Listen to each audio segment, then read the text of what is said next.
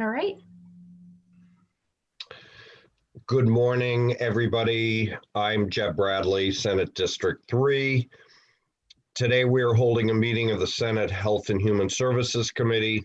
Before we get started, I'll read through a checklist to ensure that the meeting that we are holding is in compliance with the right to know law. As chair of the Senate Health and Human Services Committee, I find that due to the state of emergency declared by the governor as a result of the COVID-19 pandemic, and in accordance with the governor's emergency order number 12, pursuant to Executive Order 2020-04 and its extensions, this public body is authorized to meet electronically. Please note that there is no physical location to observe and listen contemporaneously to this meeting, which was authorized pursuant to the governor's emergency order. In accordance with the emergency order, I am confirming that, number one, we're providing access to the public to the meeting by telephone, with additional access possible by video and other electronic means. We're utilizing Zoom for this electronic meeting. All members of the committee and selected legislative staff have the ability to communicate contemporaneously in this meeting through this platform, and the public has access to contemporaneously watch and or listen to the meeting on Zoom or YouTube and via phone by following the directions and links provided on the General Court website. 2, we have provided public notice of the necessary information for accessing the meeting in the Senate calendar. 3, we are providing a mechanism for the public to alert the public body during the meeting if there are problems with access. If anyone has a problem, please email remote senate, that's all one word, remote senate @leg.state.nh.us, or you may call 603-271-6931. 4, in the event the public is unable to access the meeting, it will be adjourned and rescheduled. 5, please note that all votes taken during this meeting shall be done by a roll call vote. 6, finally, let's start the meeting by taking a roll call attendance. When I call each member's name, please state their presence. Also state where you are and if anyone else is in the room with you during the meeting, all of which is required under the right to know law. Senator Gray. President, I'm here at my home in Rochester and I'm alone in the room. Senator Avard. Present, and I'm here in my office in Nashua. Nobody's in the room. Senator Whitley. Senator Whitley is here in my home in Hopkinton. I'm alone in the room, but my husband is in the house. And Senator Sherman. Senator Sherman at my home in Rye, New Hampshire. I'm home in the room. My son may come and go. And I'm Jeb Bradley. I'm in my office in Wolfboro. And let's begin the morning's hearings. We'll first start with the 8:30 hearing on Senate Bill 152. As everybody knows, we've got 4 hearings this morning. They're all complicated bills.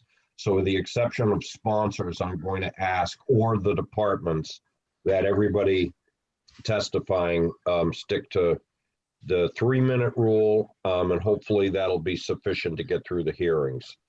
And Kirsten will call Senator Gray.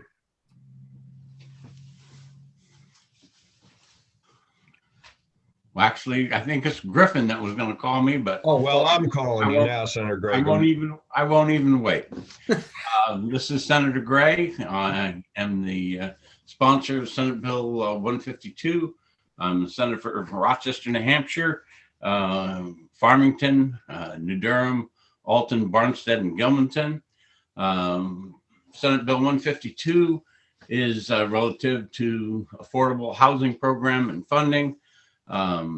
There's 3 items that are listed in the analysis requiring the Department of Health and Human Services to submit a state plan amendment to the Center of Medicare and Medicaid Services. Second section is an appropriation for funding. And the third section permits extension of the timeline for repayments of homeless housing, etc. The department can speak more clearly to these than I can. I am a member of the Housing Affordability Committee. I'm blanking on the real name of the committee right now, but certainly we do want to address these issues. There are certainly enough people out there that are suffering because of this that I believe that these actions are necessary. And if you have any questions, I'll try to answer them or deflect them to the appropriate people that'll follow. Are there questions of Senator Gray? Seeing none, let's, Griffin, are you in control now? Because Kirsten's having, oh, there she is. Senator Bradley, I think that Kirsten is doing one thing and Griffin is doing the other, and he's going to be the one doing the names, I think. That's Okay. correct. And I apologize. Very good. Kirsten's just having connection issues, so she's just bouncing in and out, trying to resolve that. All So right, can we get the department on first, please? sure. So I got Molly Lynch and Melissa Hatfield signed up. Let me see if they're here. 1 second here. Hey, Kirsten, Yes. can you just make me co-host real quick so I can bring them in? I'm sorry, because you Sure. backed out. Yeah. There you go. Thank you. Okay. Sorry about that. No problem. Let's see. So Melissa Hatfield's right here and Molly Lynch. Good morning. Good morning, Senators. My name is Molly Lynch. I am the Legislative Liaison for the Division of Economic and Housing Stability with the Department of Health and Human Services. I'm here with Melissa Hatfield, who can also introduce herself. Morning, I am Melissa Hatfield. I'm the Bureau Chief for the Bureau of Housing Supports, and we are under the Division of Economic and Housing Stability. And Griffin, if it's okay, possibly I believe Dawn Landry should be on as well for Medicaid with the division, with the Office of Medicaid Services with the department. Could you unmute her as well if possible? I'm sorry, did you say Donna Landry? Dawn Landry. Don Landry, sorry. I don't see him in the attendees list. If he is present, I just ask that he raise his hand or press *9 if he's on the phone, but if I do see him, I'll bring him in. Oh, perfect. It's Dawn Landry. Yep, I'm still not seeing him on here. It just goes alphabetically. I'm not seeing him pop up, but like I said, if he wants to raise his hand and indicate to me that he's here, I can bring him in. I'm just not seeing him at this time. Oh, perfect. So the department, we're not taking a position on this legislation, but we're here to answer any questions that the senators may have. Are there questions of the department? So I mean, this is a revolving loan fund similar to other revolving loan funds that New Hampshire Housing Finance Authority has. Is that correct?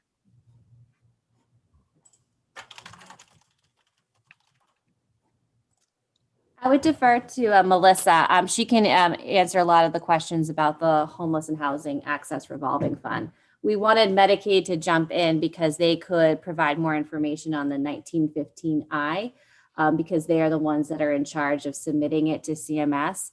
But Melissa can talk about the services that that amendment will provide, but she can also talk about the Homeless Housing and Access Revolving Fund.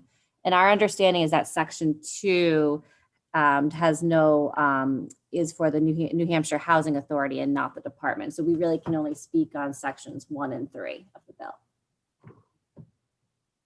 So I can speak to the Homeless Housing Access Revolving Loan Fund. I am not familiar with any revolving loan funds that New Hampshire Housing has. I am sure that they have some. I can't speak to them. I don't know if it's similar. But this particular revolving loan fund provides security deposits and first month's rent for a very restricted population.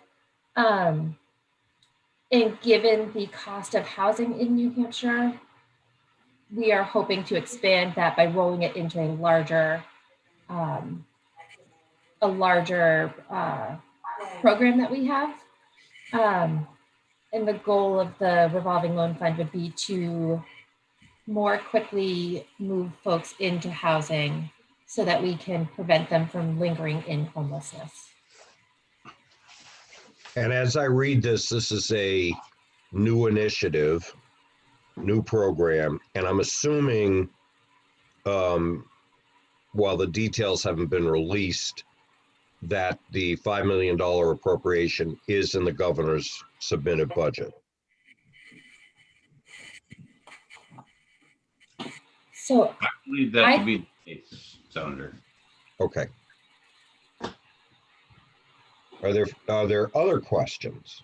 Senator Whitley. Thank you, Mr. Chair, and thank you for taking my question. So I'm wondering if you can give us a sense about, maybe this is a Medicaid question, but it's more a service-related question. So the bill requires the submission of a state plan, a 1915I state plan amendment to provide support services. So I'm wondering if you can give us a sense of those additional services that would be added under the state plan amendment that are missing in New Hampshire. What are the gaps that we're trying to fill here? that I can speak to. So what we are looking to add, they're called pre-tenancy and tenancy supports. And it's not that the services don't exist in New Hampshire, it's that the population we're trying to reach is not being reached by the current services that are out there. We are trying to target these services to what are considered the most vulnerable and the hardest to reach individuals. So we're talking about people who have been experiencing homelessness for a very long time, who are most likely unsheltered, with a severe mental illness or severe and persistent mental illness and or substance use disorder, who would otherwise not come inside or come to an agency to seek services. They really require exceptional outreach and engagement by the providers. So this would enhance those services, which are extremely limited in New Hampshire at this time. Follow up? Follow, yep. And so for those services that we're going to, reach a new population, expand, is it correct that the state plan amendment will allow us to get Medicaid matching funds for that? This is where I wish Medicaid was on, because I believe so, but I can't speak for certain. Medicaid is. It looks like Don Landry is now on. Perfect. Let's defer to Don. Dawn, you should be able to speak right now. Okay. Hi, good morning. Can you hear me? Mm-hmm. Okay, for the record, my name is Dawn Landry, and I'm a Medicaid Policy Administrator in the Department of Health and Human Services Division of Medicaid. I apologize for being late. I had a little connectivity issue going on this morning. But yes, we would be able to get the federal matching funds through submitting the state plan 1959 amendment. And I don't know if you're able, sorry, follow up? Yep. And I don't know if you're able to expand on my question to Melissa about, how many new folks we're reaching, the types of service that we're going to be provide, and sort of, that if you had any information about the cost benefit analysis of sort of address, getting to these folks before there's a crisis level situation, that would be helpful too.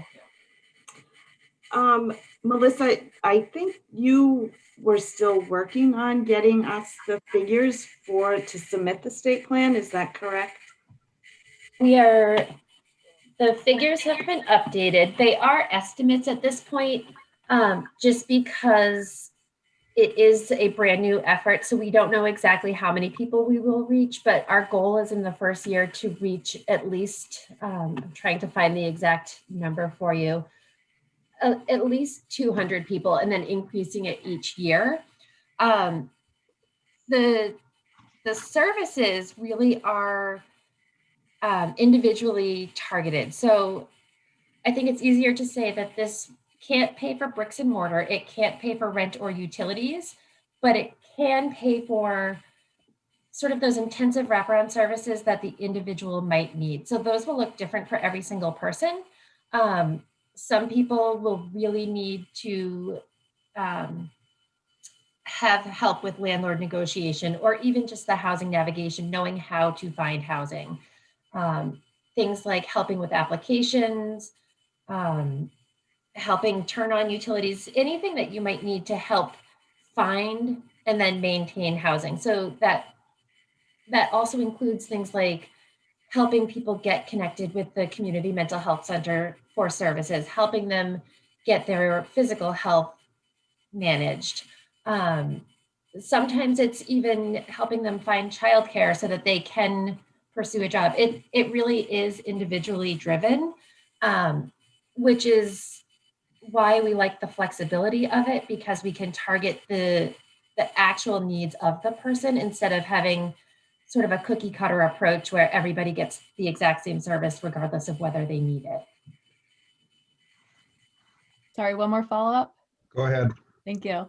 And, you know, I'm wondering if we have data from, you know, national data showing how these type of supports, you know, will prevent crises down the road and keep folks in their housing, which we know is sort of a fundamental thing for recovery, both on substance use disorder side and the mental health side. That you know, once housing is in place, then that sets folks up for recovery. So I'm wondering, you know, if we have that information about how, if we support folks to stay in their homes, find their homes, you know, how that you know, could save us money down the road in supporting folks in this way.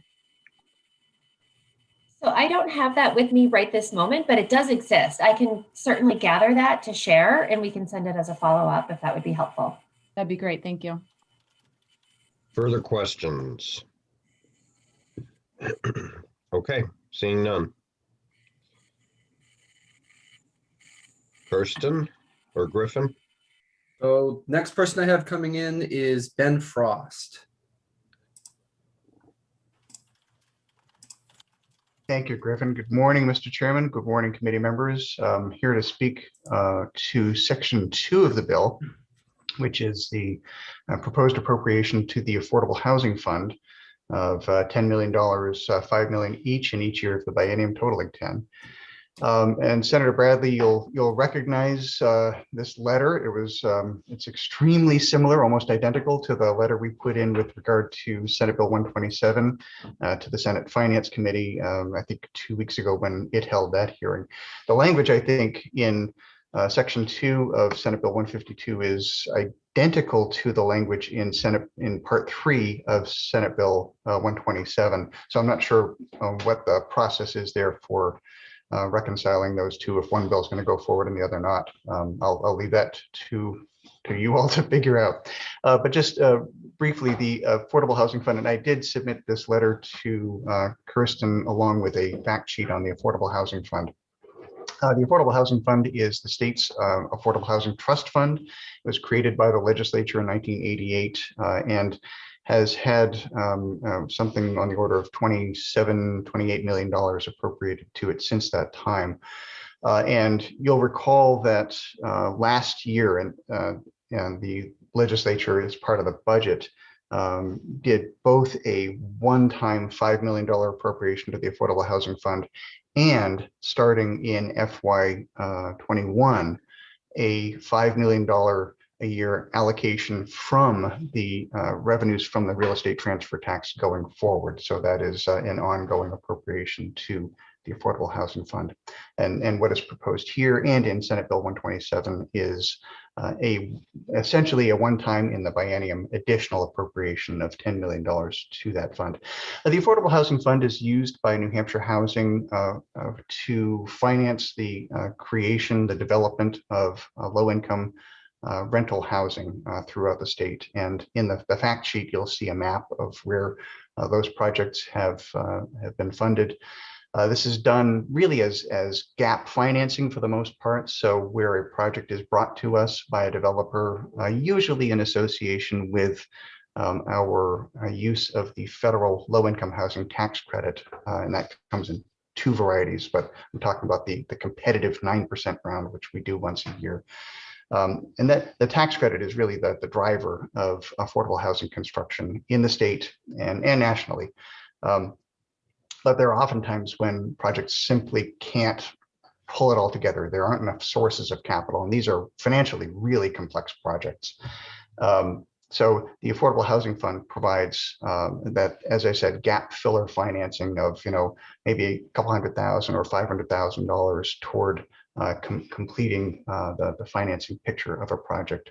It is also the most flexible source of financing that New Hampshire Housing has for low-income housing rental construction, and so because of that inherent flexibility, we are able to use that.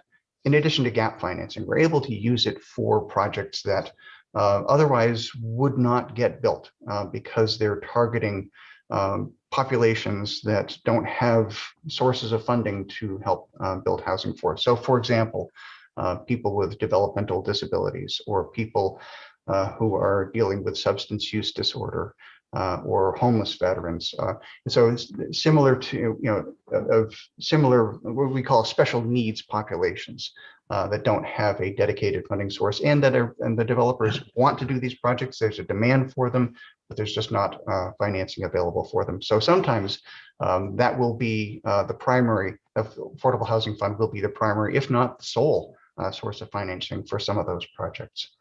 So I encourage you to take consideration of this. As we say, the letter from Dean Kristen, our executive director, says we will use whatever you make available to us. So whether it's 10 million or 5 million or 1 million, we will put it to good use. I'd be happy to take any questions. Other questions of Ben? So Ben, I have one. I'm comparing the language in Senate Bill 127 and this language for Part 2. They're identical. So if the goal is $5 million, we do not need both pieces of legislation, right? Is that correct? Yes, and unless you want to appropriate $20 million. Yeah, no, I get that. I get that. But okay, so this $5 million is not going to go into the Section 3 of the bill, the revolving loan fund under 126A. Is that correct? It's going into the Affordable Housing Fund. Yes. In 152. Okay. In both bills, yes. Okay. Further questions? Very good. Thank you, Seeing Mr. none. Chairman. Yep. Our next speaker is Elliot Berry. Can you hear me? Yes, go ahead. Thank you, Mr. Chairman, members of the committee. My name is Elliot Berry. I'm the Director of Housing Justice at Legal Assistance, where I've been involved trying to keep low-income people housed for over 40 years. I just want to say something really briefly. You're probably going to hear a lot of statistics about how bad the need is. I'm just going to focus on one. There are 30,000, this is pre-pandemic, 30,000 renter households in New Hampshire that pay more than 50% of their income for rent. So what that means is that one unexpected expense, like a car expenses or an unreimbursed medical expense, can easily lead to eviction. And once eviction happens, especially with an eviction for non-payment on your record, the chances of getting decent affordable housing are really, really low. I won't go into all how horrible homelessness is and all of the problems that poses, but the Housing Finance Authority has done a great job of using the money that they do get. And I just urge you to do whatever you can, and obviously it doesn't matter which bill, but anything you can give them is going to directly affect many people who would have tremendous difficulty obtaining housing.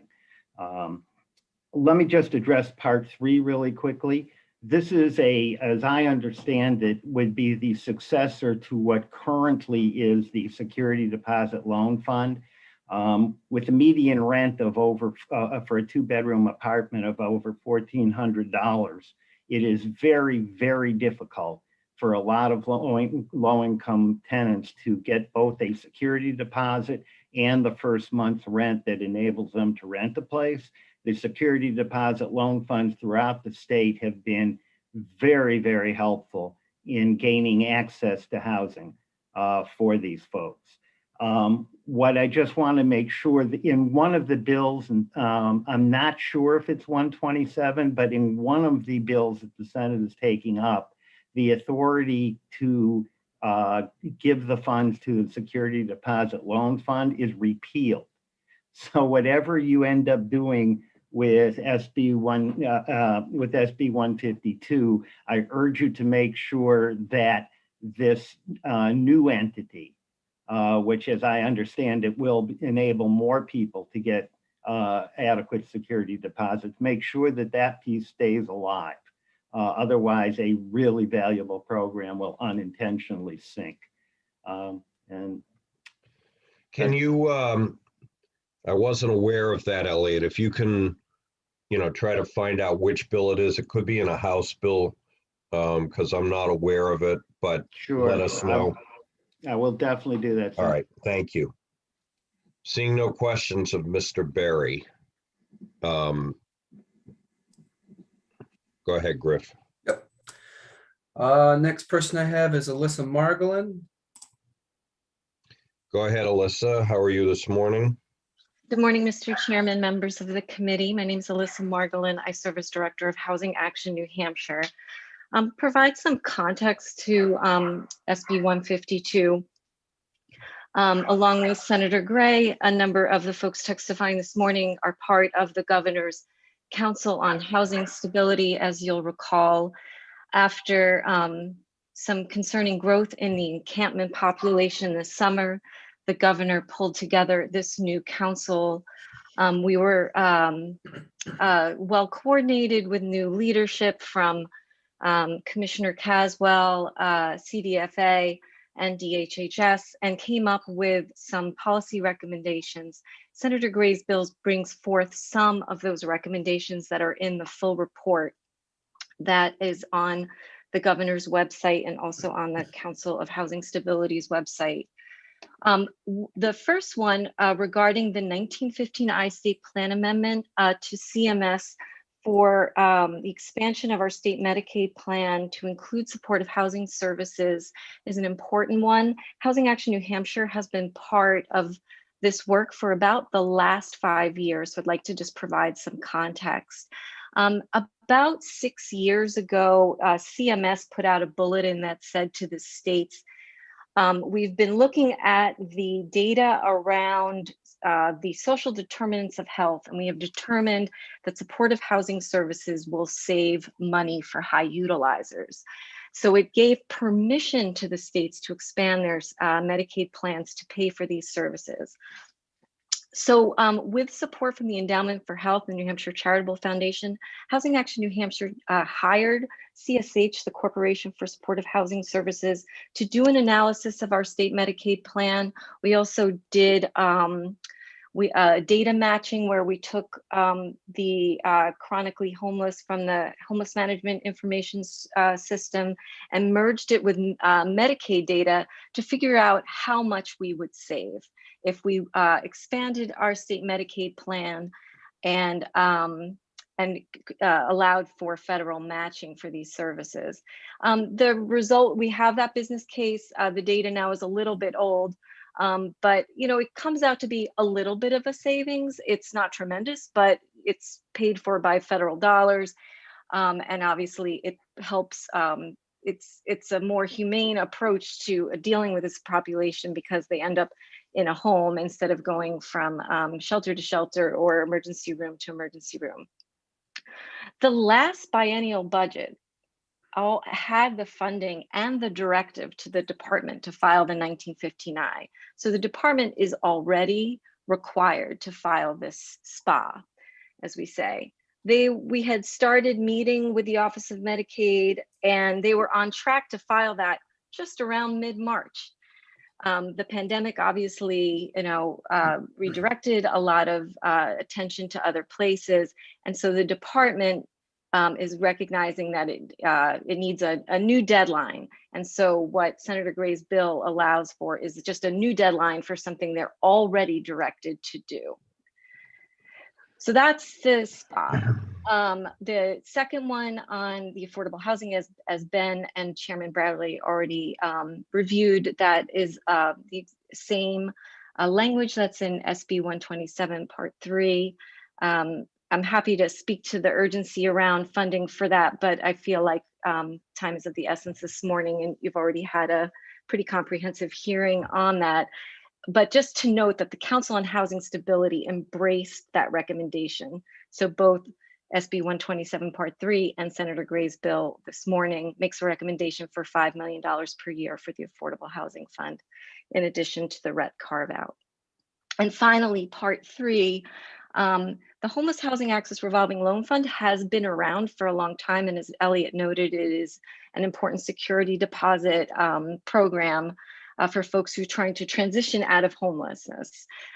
My understanding is that the department is merging this into a larger eviction prevention strategy, hence the ask for just an extension of the timeline for repayments.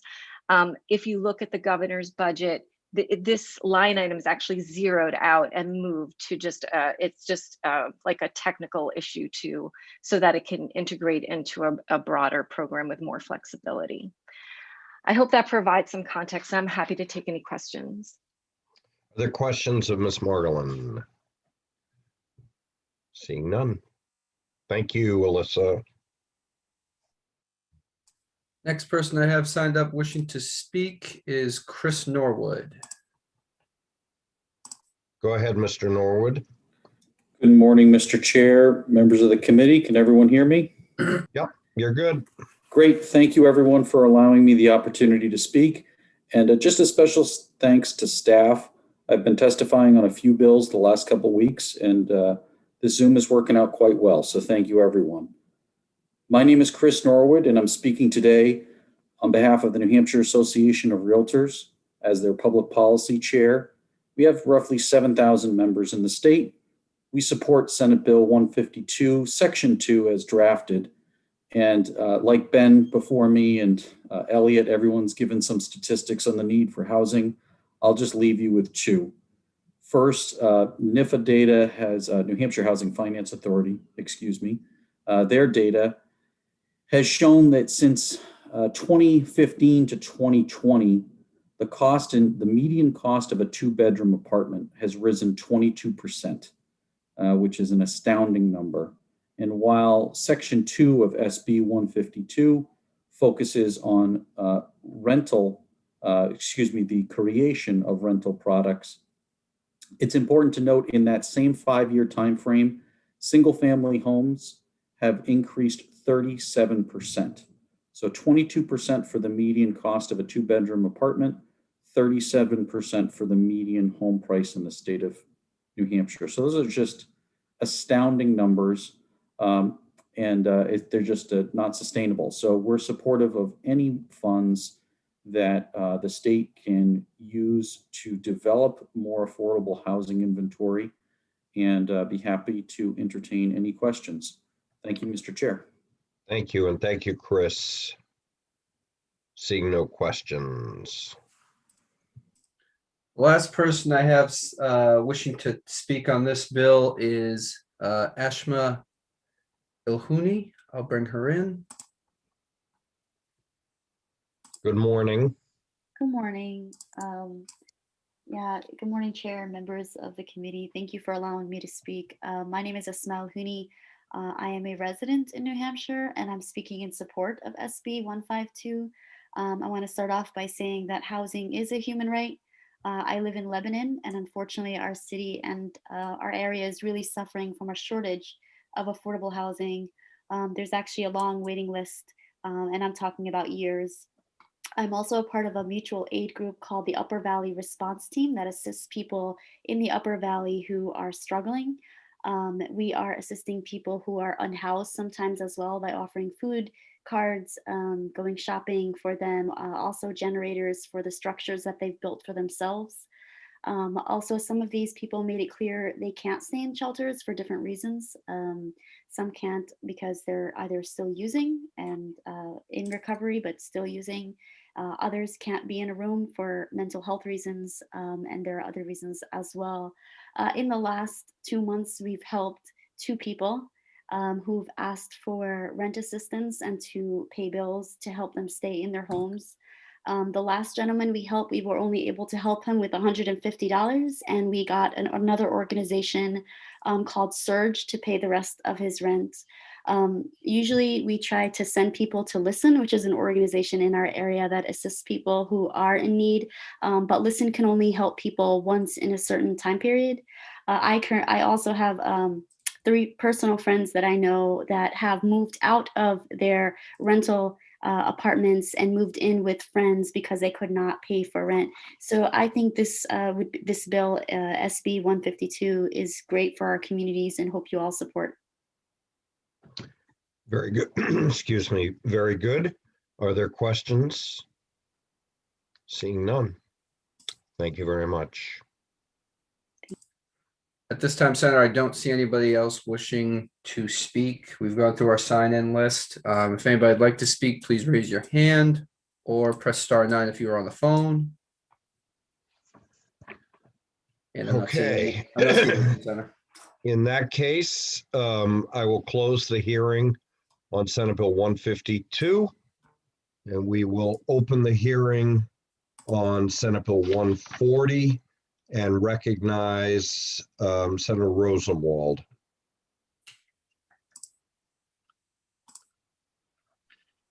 Good morning, Mr. Chairman and members of the committee. For the record, I'm Cindy Rosenwald from Senate District 13, which is 6 of the wards in Nashua. And I'm pleased to introduce Senate Bill 140 to you this morning, which is an appropriation bill addressing 2 separate programs. Part 1 of the bill supports the prioritized needs request from DHHS and will improve New Hampshire's homeless shelter system by enhancing case management with an appropriation of $18 million for the biennium. And let me state that this bill seems to complement the bill you just heard, but that bill addresses Medicaid enrollees. This bill does not specifically. According to the Bureau of Housing Supports and the department, it costs $46 per person per night to operate a homeless shelter. Our state currently reimburses that service at $8.80 per person per night. The appropriation proposed in this part of the bill would raise that reimbursement to $20 per person per night, and also allow for improved case management to help coordinate housing navigation, medical and behavioral health services access, mainstream benefit application, employment support services, and any additional case management services the household requires to move into permanent housing and decrease the length of time that they remain homeless. Our homeless shelters are currently underfunded. Most of the leaders in homeless services will tell you that the way to end homelessness is through permanent and affordable housing and services. And indeed, that was what you just heard on Senator Gray's bill. It's imperative that we continue to focus on our affordable housing problem. And you've been a leader on that, Mr. Chairman. However, we can't also overlook that we have a fragile homeless shelter system that's currently overloaded. And homelessness has increased in New Hampshire. The latest data from the point-in-time count reveals a 21% increase in people who are experiencing homelessness in New Hampshire from a year ago. These data were captured pre-pandemic, but it's gotten worse since a lot of kind of doubled up families have broken apart. And in addition, the Department of Education counted over 4,000 school-age children who experienced homelessness in 2020. In Nashua right now, there are 300. And there really isn't any other funding for this purpose. So while there have been pandemic-related resources targeted at the homeless, for example, from the Gopher program, which created the shelter modification program, that was directed at infrastructure improvements to prevent the spread of COVID-19. These efforts have not addressed underlying operational challenges at shelters. There are other people here today who can walk you guys through other federal resources and those being proposed in the next relief package in Congress. But I believe that not investing in good shelter operations is costly for us. The individuals who are not served by our shelter system often end up entangled with the police or in emergency rooms at costs that are much higher than $46 per person per night. It's really time that we finally help the overloaded shelter system. The second part of the bill appropriates $500,000 in each of the next 2 years to help expand our family resource centers' ability to deliver primary prevention services to at-risk families, such as trauma mitigation, home visiting, kinship navigation, and this includes helping grandparents who are raising their grandchildren because the parents are not able to. These services are shown to improve the health and well-being of young children and families and prevent further involvement from DCYF. As with the first part of the bill, the pandemic has only increased the need. The original intent of the bill was to make expansion of these pilot programs possible. However, the governor's budget zeroes out funding for these programs, so this appropriation would now only partly maintain the services for young children and families. There are experts who hope to speak, so I'll stop there, but urge the committee to recommend this bill ought to pass and send it on to finance. Thank you. Are there questions of Senator Rosenwald? Seeing Senator Whitley. Thank you, Mr. Chair, and thank you, Senator Rosenwald, for introducing this important bill. I apologize that I was over in eDNA and maybe I missed this when you said it, but I'm going wondering there next. What's that? I'm going there next.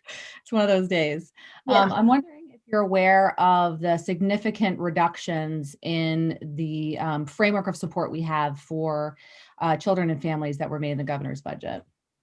Yes, I believe that the parental assistance programs, which have been funded at about $2 million, were eliminated.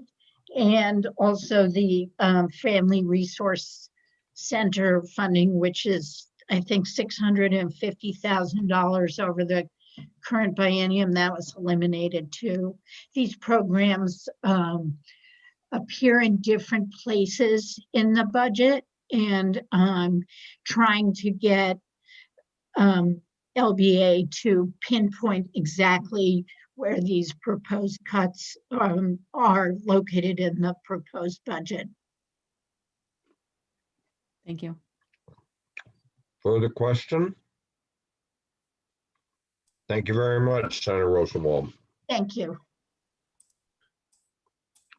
So, Senator, from the department, I have Molly Lynch signed up to speak, as well as Melissa Hatfield, so I'll bring them in. And if there's somebody I'm missing, I'm sure they'll tell me to bring somebody else in. Oh.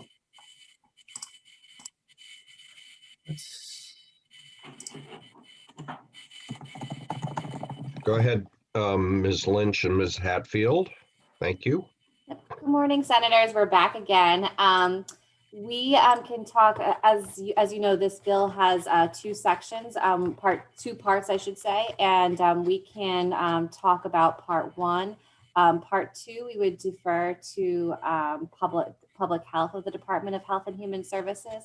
And I believe Athena Cote is on, who can speak to that part. But if you'd like, we can just start saying, we think Senator Rosenwald, properly summarized the bill, and I can turn it over to Melissa to speak to it further, or if you have any further questions for us.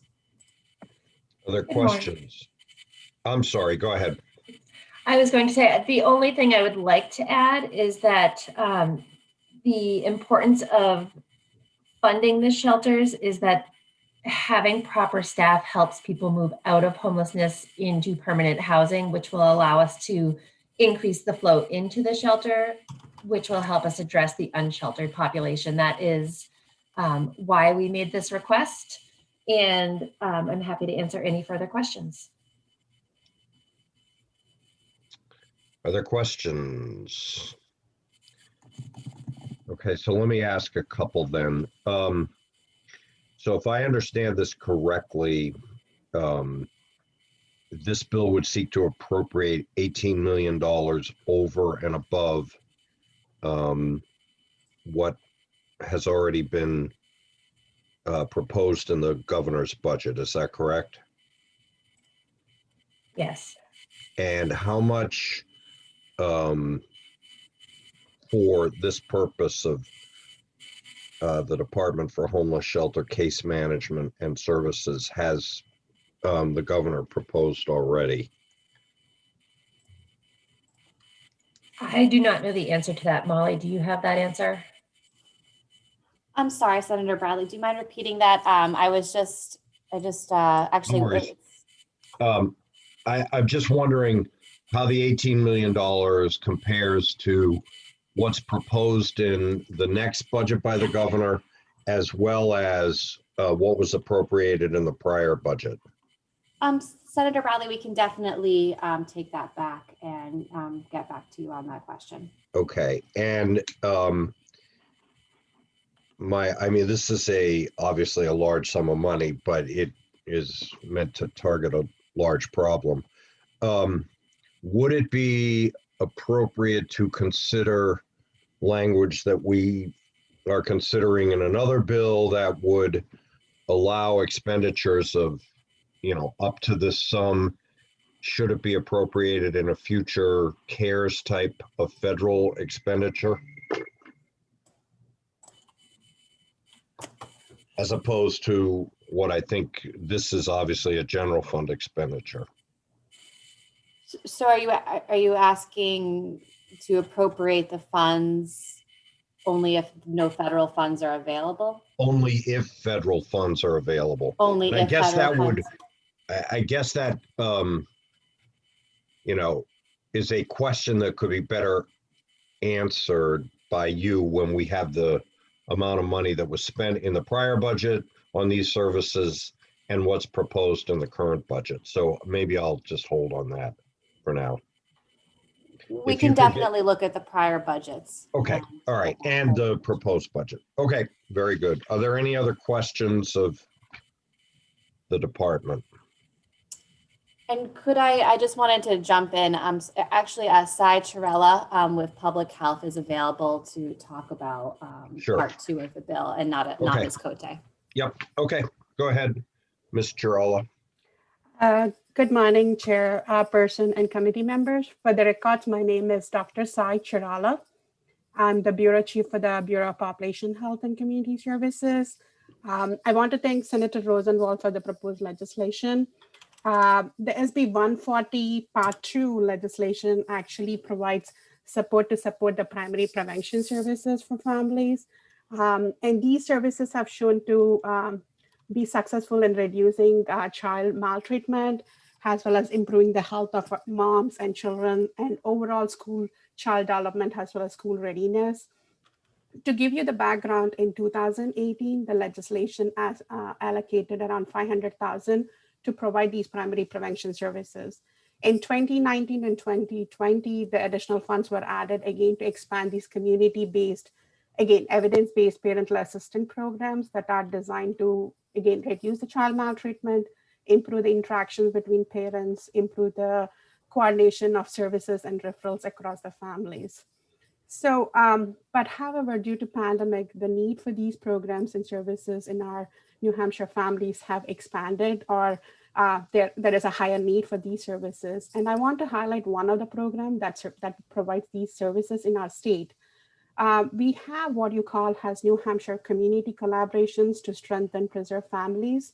This is a federal and state partnership that centers around early childhood and families with children with ages 0 to 8. And the idea is to provide this upstream evidence-based approaches that will reduce the risk of downstream impacts from childhood trauma and other issues, some of the social determinants of health. So the community collaboration established an integrated continuum of family support with community-based services such as providing for mental health, substance misuse treatment services, economic supports, home visiting, educational programs so that we could prevent the child abuse and neglect and prevent the adverse childhood experiences. And ultimately, the idea is to reduce the need for children entering foster care. So that was the thing. The outcome of this community collaborations is to reduce the number of children who will enter the foster care, all the referrals.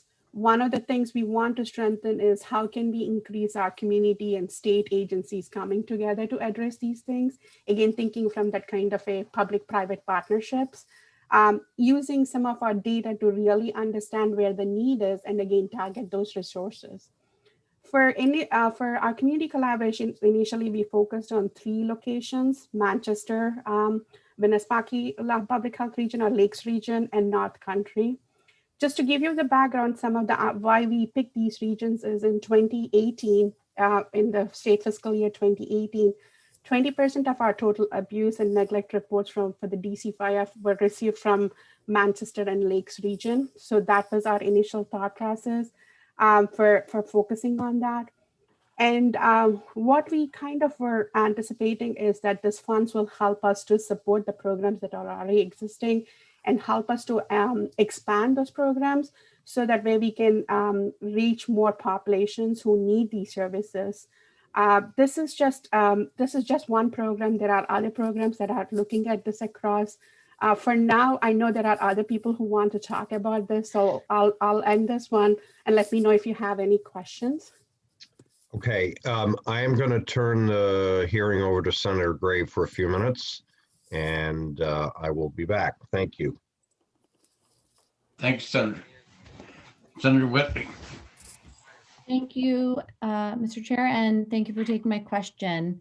I'm wondering if you all are aware that the governor's budget zeroed out the parental assistance fund, eliminating $2 million over the biennium, zeroed out the funding for the Family Resource Center facilitating organization, and zeroed out state funding for child advocacy centers, and significantly reduced the child care scholarship line. All of these basic supports for vulnerable children and families. I'm wondering if you're aware of those cuts and if you're supportive of them. I don't know about all the cuts, but some of the appropriation is to support our programs. That's where our focus is in the community collaborations and few other programs. I don't know about all other cuts, and I can get more information at a later point of time for the committee. Thank you. Additional questions? Griffin? Next speaker I have is Craig Welch. Oh, hold on a second.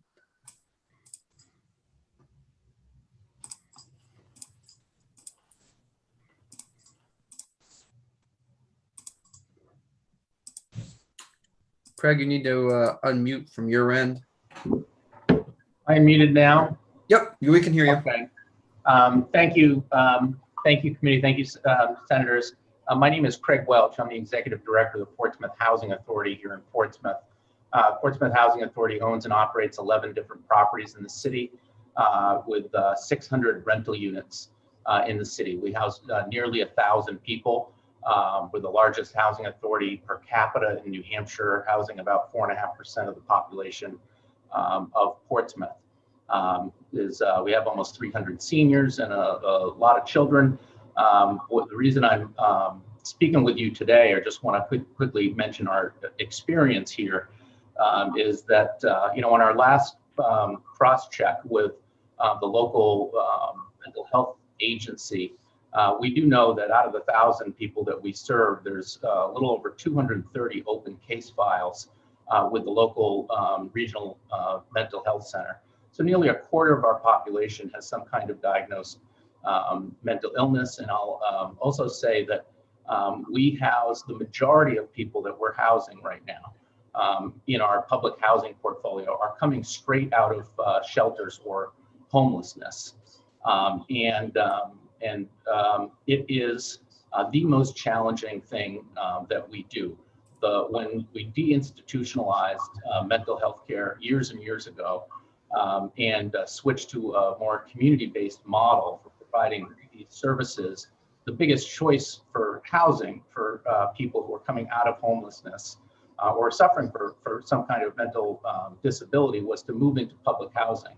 So while we did deinstitutionalize mental health, people suffering from mental disabilities, a lot of those people, thousands of those people, moved in to the same buildings. We are the de facto mental health institution in New Hampshire, and I'd say that we are the largest part of the mental health system here in the city of Portsmouth and the region. We house dozens of people coming out of homelessness every year, and I just strongly support any effort to provide additional post-shelter or shelter case management services. These folks are coming out from shelters, moving into a more independent living situation, and the number of people that are just unsuccessful in this environment and suffering from addiction and end up, we talk about criminal justice or prison recidivism. There's a lot of homeless recidivism that could be headed off by some increased services, post-shelter support services in our buildings. Our role in the community, really what we're charged with and what we're funded for is landlords. We operate a $100 million real estate portfolio with property managers. We do not have social workers or case managers or substance abuse counselors. We do the very best we can. But in order to keep this recidivism, this homeless recidivism in check that really affects our whole community and has tremendous increased costs for our fire and police and homeless shelters, we've got to reverse this trend. And the only way we can do it is to provide more post-shelter case management for people who are coming out of homelessness. And we see it all the time. Without having some support in independent living situations like this, they will continue to go back into homeless shelters because of drug addictions or something that gets them in trouble in these types of environments.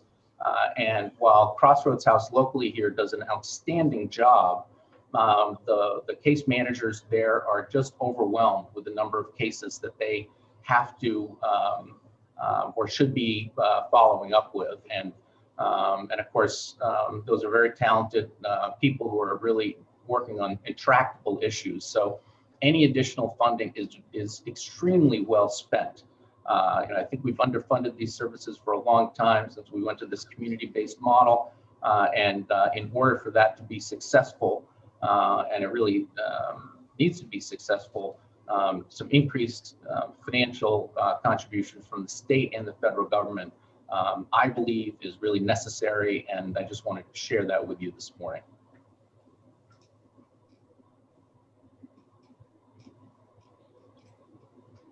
Senator Sherman. Thank you, Senator Gray. And thank you, Craig, for coming to testify today. That was really helpful. One question I have with the case managers, we've seen this with DCYF and in the mental health community and in the substance use treatment community, is the issue of workforce. If we were able to secure more funding for the care coordination post shelter, is there a pool of people that we could tap into, or do we need to actually be creating that workforce at the same time, whether that's through our community colleges or training, or just wondering about the workforce once we have the funding to actually expand that pool of care coordination?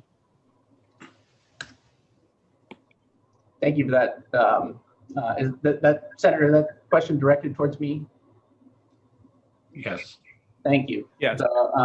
I totally agree with that. I think the workforce development in this field has been something you've been talking about for a while and is a very real thing. I, of course, strongly believe that these professionals, these highly trained professionals out there, need to be compensated in a way that makes them not switch to other industries. When you can make more money at a restaurant than you can being a frontline caseworker here, you're not going to be able to attract the kind of quality people that are skilled in doing some extremely complex problem solving with a lot of different people.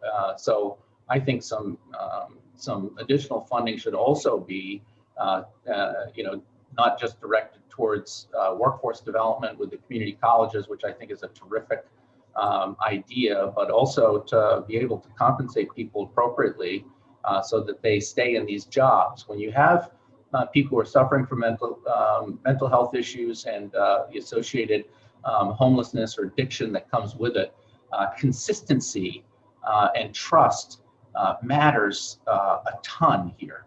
And when you have caseworkers that come into the business and then leave, it also really impacts the quality of care and the quality of services that people can get. So I think that not only developing a new workforce, but finding ways to retain the current workforce is equally as important. Follow up? Yes, sir. So one more question, Craig. Would this allocation or appropriation allow for increase in compensation for those workers? Senator, thank you for that question. I don't know the detail of the bill or enough detail about how that workforce system, development system works to be able to answer that appropriately. Okay, thanks. Additional questions? Thank you very much. Griffin? Yep, our next person I have signed up wishing to speak is Jennifer Smith. Hi, this is JJ Smith. I'm the policy advocate lead for New Hampshire Public Health Association. Unfortunately, Joanne Ashheim is in California and unable to join us at the moment because it's 3 hours earlier there. She knows a lot more about this than I do. We have signed in support, and there was a note from Joanne that, in fact, we think that this effort really could, this is part two, I'm sorry, could really use a whole lot more funds than are in the bill. So if there are leeways in the budget, this is extremely important to protect children who are at risk of maltreatment or neglect. And we would like to see at least the amount that is being suggested, if not twice as much. And I wish she could join. She said she would try to come on when she could, and I believe she is signed up in case she manages to get on before you're done with the bill. So thank you very much. Other questions? Thank you very much. Griffin? So our next two I have signed up. First one I have is Martha Stone.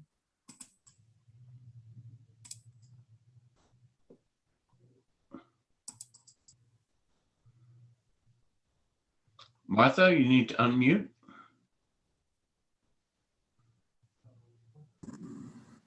Hi, good morning. Can you hear me? Yes. Thank you so much. Always takes a moment to unmute. Good morning. Thank you to the committee for this opportunity to speak. I'm Martha Stone. I'm the Executive Director of Crossroads House located in Portsmouth. We are one of the state's largest emergency shelter providers. We provide shelter to men, women, and families with children. And I'm with you today to speak in support of the prioritized needs request to expand homeless shelter case management services. Before I make a couple of notes, one, I will not repeat anything that's already said because I appreciate your time. I did want to follow up. I work closely with Craig Welch, who you just heard from, and really appreciate his testimony. And Senator Sherman, I wanted to provide some follow-up information to a question that you posed to Craig around workforce.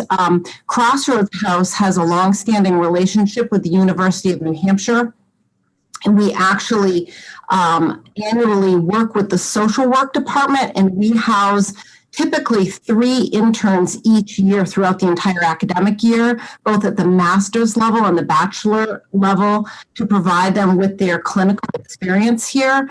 And it is really an excellent opportunity for them to gain firsthand experience.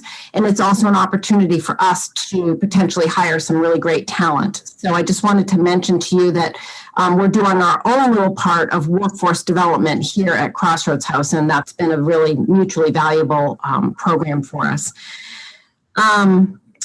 I wanted to just mention that the challenges of delivering emergency shelter during the pandemic have been significant, and we have been very grateful for the resources that have been provided to emergency shelters from the federal government and the state, but wanted to point out that the majority of the funding sources that are new and have come to are very specifically restricted to COVID-related expenses and therefore are limited. And so I just wanted to differentiate any kind of funding sources that may be looked at thinking, well, homeless shelters have all this extra money, when in fact, they can only be used for our specific responses to address COVID.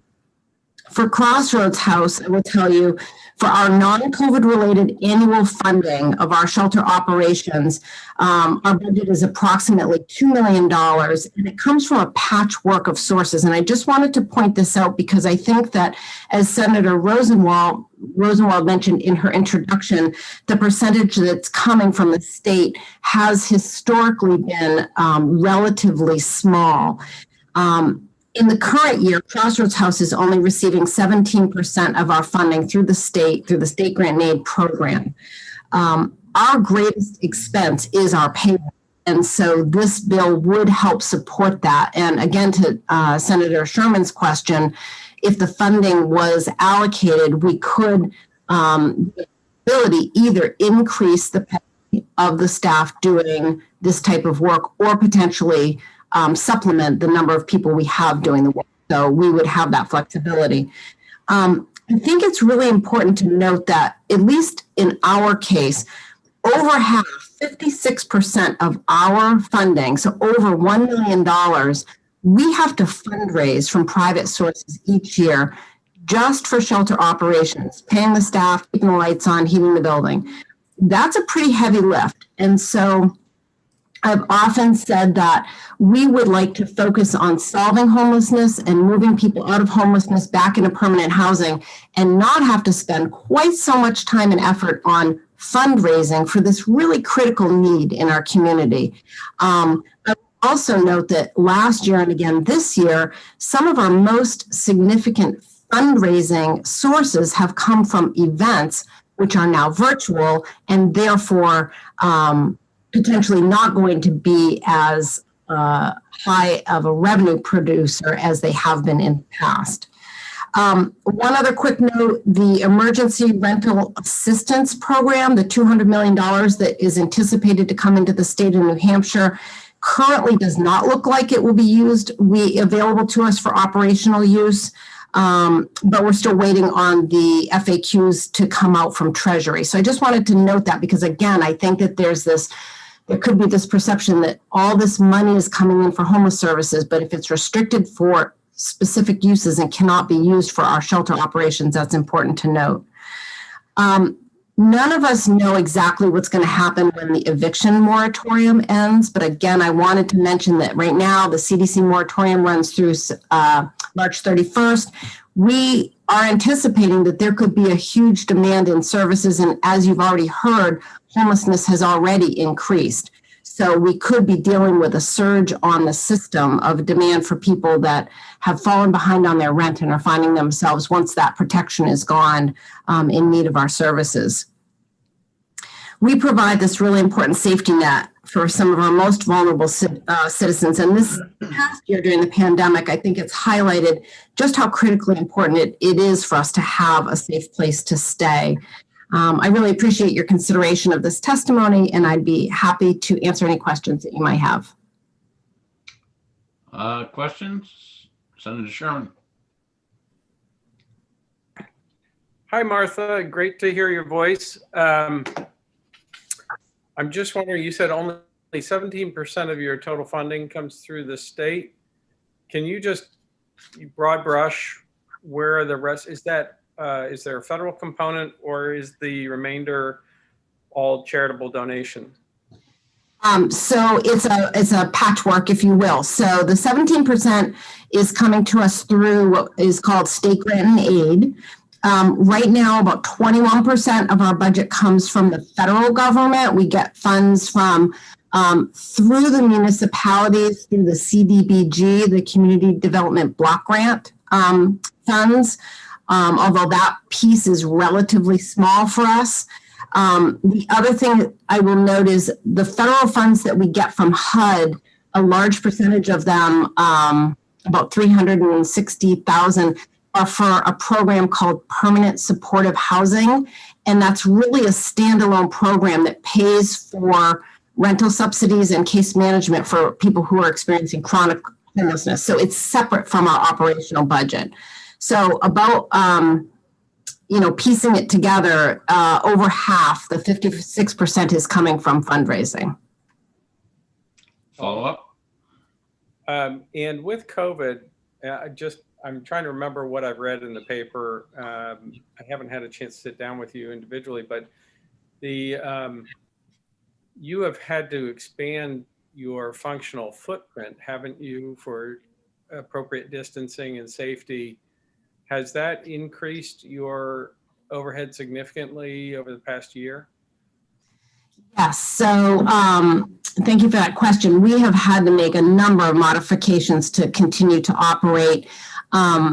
And so what you're specifically asking about, we are defining, as our decompression plan. So to meet CDC spacing guidelines within our shelter, we need to just essentially spread people out, physically spread them out. And there's only so many square feet within our shelter. So we have, since April 11th, been renting rooms down the street from us at a local motel, and housing the people who can manage in that environment. So we were basically operating two sites, all the people within our shelter buildings here on Lafayette Road, and the people who we are putting up at a local motel, supporting them with case management and meal deliveries and everything that they need. That is a very, very expensive model of delivering shelter. But so far, we've been fortunate to be able to cover the costs of those hotel rooms through various federal funding and state funding programs. Again, we've matched those as they have been available. The state helped us for 3 months, and then it shifted over, and we used some CARES Act money to do that. Does that answer your question? Yeah. Continue. Yes, yes, it does. And thank you so much. So my understanding is there's significant state, in the governor's budget, there's a significant cut to state funding. Have you had a chance to look at that and help us understand the impact of that on your operational capacity? I did take a look at the budget, and I will be 100% honest in saying it was a little unclear to me how those cuts were working. What it looked like to me was that there were cuts, but then they were being replaced with federal sources. And I'm unclear on what those would be and if those would be restricted. I'd be happy to work with someone to get those answers to provide that clarity, because I think it's really an important point. Again, to not mix up, we're talking about the annual budget for the next 2 years for non-COVID related shelter operations. And I'm unclear if what is in the current budget is taking into consideration any of those federal funds that may be newly allocated because of COVID. So I don't know the answer to that. But I just know from my own experience, all of the federal funds we've received for COVID have been very restricted. Okay, I would love to follow up with you on that offline. So thank you. Great. Thank you so much. Additional questions? Griffin. Yep. Our next person signed up to speak is Joan. Good morning. Can you hear me? Yes. Hi, good morning. My name is Joanne Aschheim. I'm speaking on behalf of the New Hampshire Public Health Association. I know Jennifer Smith spoke briefly, but I was able to connect. So I did want to add a couple things. So I think that Dr. Charla did an excellent job describing the programs that this second part of this bill seeks to fund. You're going to be hearing from Rebecca Rukowski, who's going to talk about the need for additional appropriations because of the cuts that have been previously referred to. I wanted to say a couple other things, though. One is that I worked in the Division of Public Health a long time ago, in the 90s, when we established the home visiting program, which is one piece of this bill, and also supported the family resource centers across the state. And since that time, there's a huge body of research to show how important early intervention is in primary prevention to prevent poor outcomes and to support optimal outcomes for families. I still remember reading the evaluations of those programs and families saying that were it not for these programs, they would not have their children, and some other more graphic responses that they had as to what these programs prevented for them. But I also wanted to say that public health has been in the limelight, obviously, over the last year.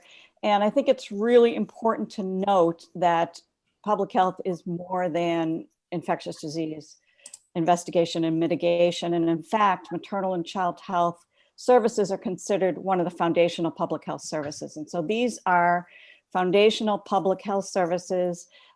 This bill supports our public health infrastructure for prevention initiatives, which, as others have said, are even more critical now during the pandemic, when families are trying to balance remote schooling, being at home, and the stresses and this economic stresses. And our one of our board president is a nurse practitioner, and pointed out yesterday in discussion that, you know, there have always been families that need these services, but there are families now who have never needed these services before who need them now. And so I want to thank you for your time and the opportunity to speak, and urge you to pass this bill and to look at the appropriations that are even higher than what's in the bill, which I believe Rebecca Wachowski will speak to. So thank you for your time. Okay, I'm back. Thank you, Senator Gray. And Senator, I do have an EDNA part to omnibus bill, so I'll Okay. be. All right, thank you. Thank you. Griffin, what do we have next? So let's see. Next person I have signed up to speak is Alyssa Margolin. Hold on. Oop. So, sorry, Alyssa, I think I muted you on accident. All right, so I'm just going to reiterate what I said at the beginning. We still have two more long hearings, longer than either of the first two. So brevity will be rewarded. Thank you, Mr. Chairman. Alyssa Margolin, I serve as Director of Housing Action New Hampshire. Again, providing context around the request, Part 1 of Senate Bill 140 for increasing funding for case management in our homeless shelter system. For about the last 11 years, at least since I have been working in this field, at the state and federal levels, there was a pivot in how to address the issue of homelessness. The new approach was, and still is, housing first, right? This is the ideal evidence-based approach to how to end homelessness effectively.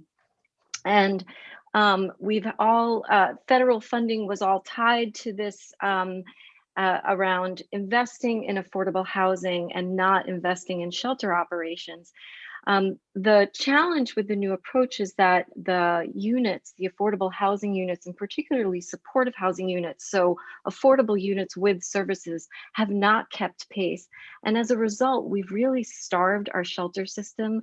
And unfortunately, I think the pandemic has really exacerbated that. And we're all seeing that outcome of that: growing encampments, overloaded shelters. And I think Martha Stone of Crossroads House did an excellent job giving you a lot of the day-to-day and on-the-ground details of how that's impact services. There have been a number of questions about the governor's budget. I can direct you, it's on page 968 of the governor's proposal. In general, the total amount to the Bureau of Housing Support seems to be flat funded. The general fund amounts have dropped. So there's about $2 million, maybe $3 million less in general fund appropriated to Bureau of Housing Supports. It is made up with federal funds. So without knowing the breakdown of what that federal funding is, it's unclear if those funds would be restricted and not cover case management. But all in all, the governor's proposal has less in general funds for homeless services. There's also been a change in how shelter contracts are documented. So this will require some more information from the department. The contracts for program services, account number 102 on that same page 968, there was about $9 and then $10 million for a total of about close to $20 million for the biennium for shelter contracts for our whole shelter system. That number is now dropped significantly, but so it's now only about $7 million for the biennium, but there's an addition to grants for public assistance and relief, totaling 15 million. So how that will work inside the department, is that allow more flexibility? Will that go straight to the, will that allow for case management? How will that affect shelters? I think that is a question that the department will have to answer for us, and we look forward to that clarification. So I hope that helps for you to understand what has been proposed. I think, as has been noted, we have an increase in homelessness in our state. The last point in town count reveal a 21% increase in people experiencing homelessness from the prior year. And another issue that has come up is what other funding is in play. We have done a lot of research to try to understand all of the resources in play, both the FEMA dollars and how that would affect shelter, any of the CARES Act money, the eviction prevention money that was in the last relief package. And then I've been in touch with congressional staff to go through all of that's being proposed in the US House right now in the American Rescue Plan. And we cannot find any resource that would pay for these operational case management dollars. That said, there could be flexible federal money coming to the state in general. So Chairman Bradley's idea of directing some of that to shelters, I think we would be very open for discussion on what that would look like. So I'll conclude my testimony there due to time, and happy to take any questions. Great, thank you, Alyssa. Senator Sherman. Yes, thank you, Alyssa. Just a quick question. These cuts that you've described, looks like the shelter contracts decreased to 7 million, but possibly additional 15 million elsewhere. Were these part of the department request that they submitted? My understanding in looking at the agency request is that this is different. However, the agency, as you know, put in their requests at a time probably before at least one of the relief bills, maybe two of them. So it could be that this rebalancing helps them with some of the federal resources.